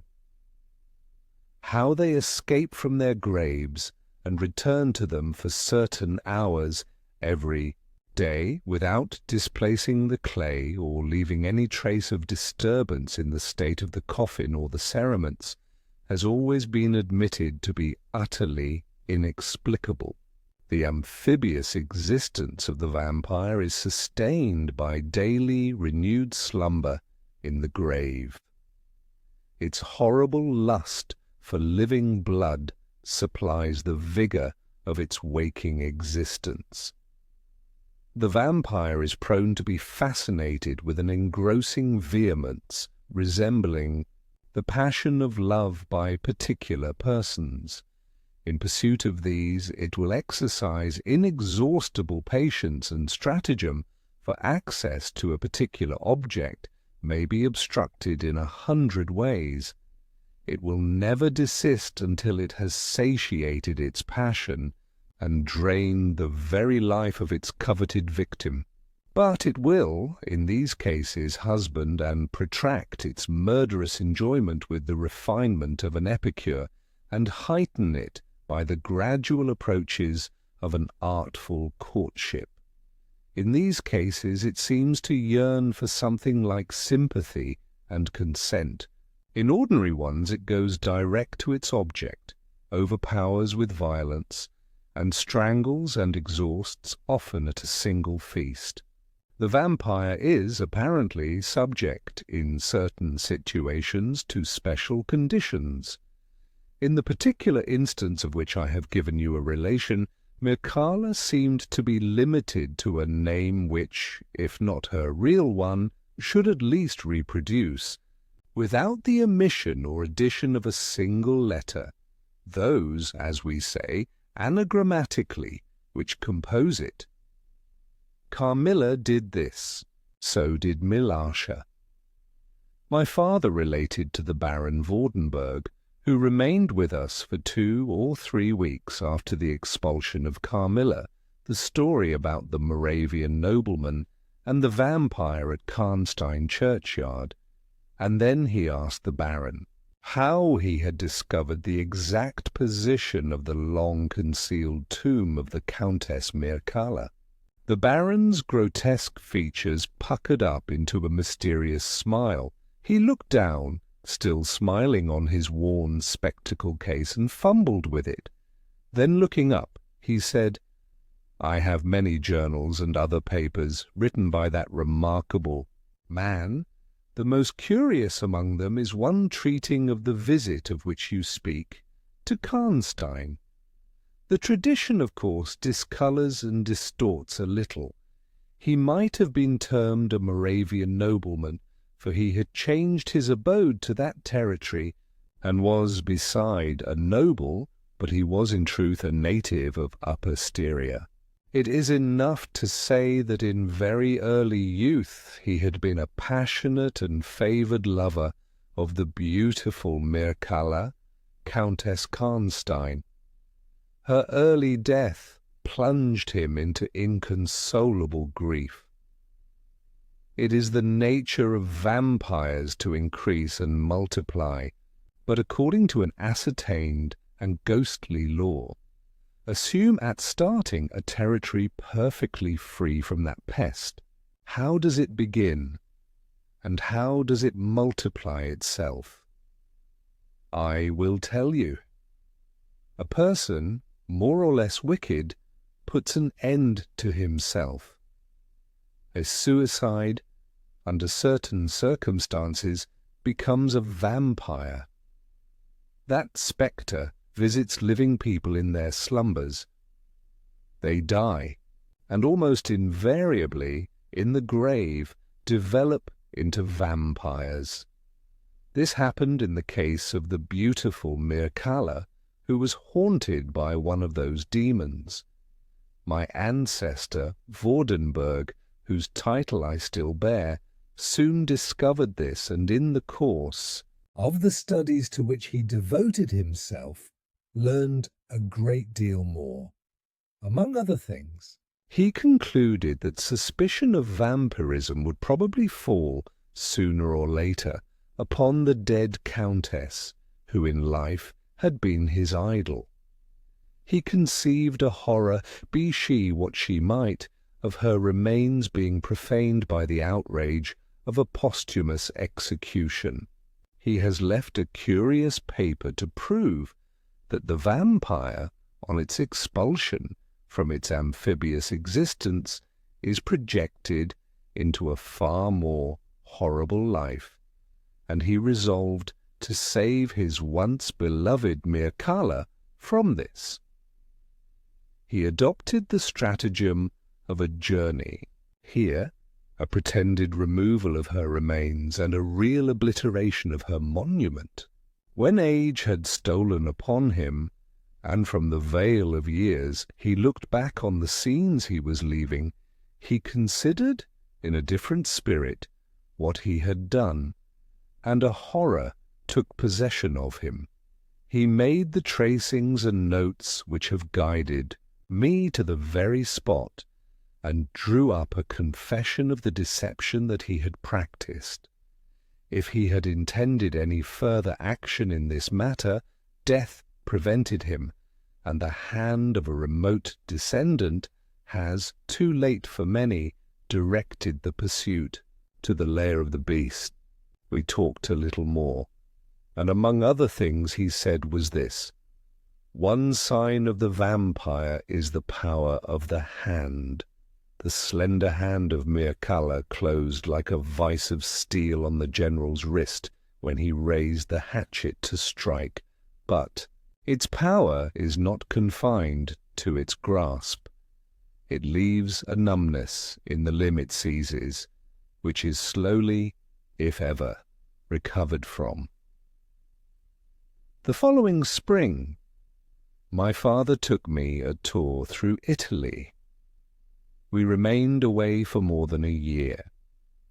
It was long before the terror of recent events subsided, and to this hour the image of Carmilla returns to memory with ambiguous alternations, sometimes the playful, languid, beautiful girl, sometimes the writhing fiend I saw in the ruined church, and often from a reverie I have started, fancying I heard the light step of Carmilla at the drawing-room door.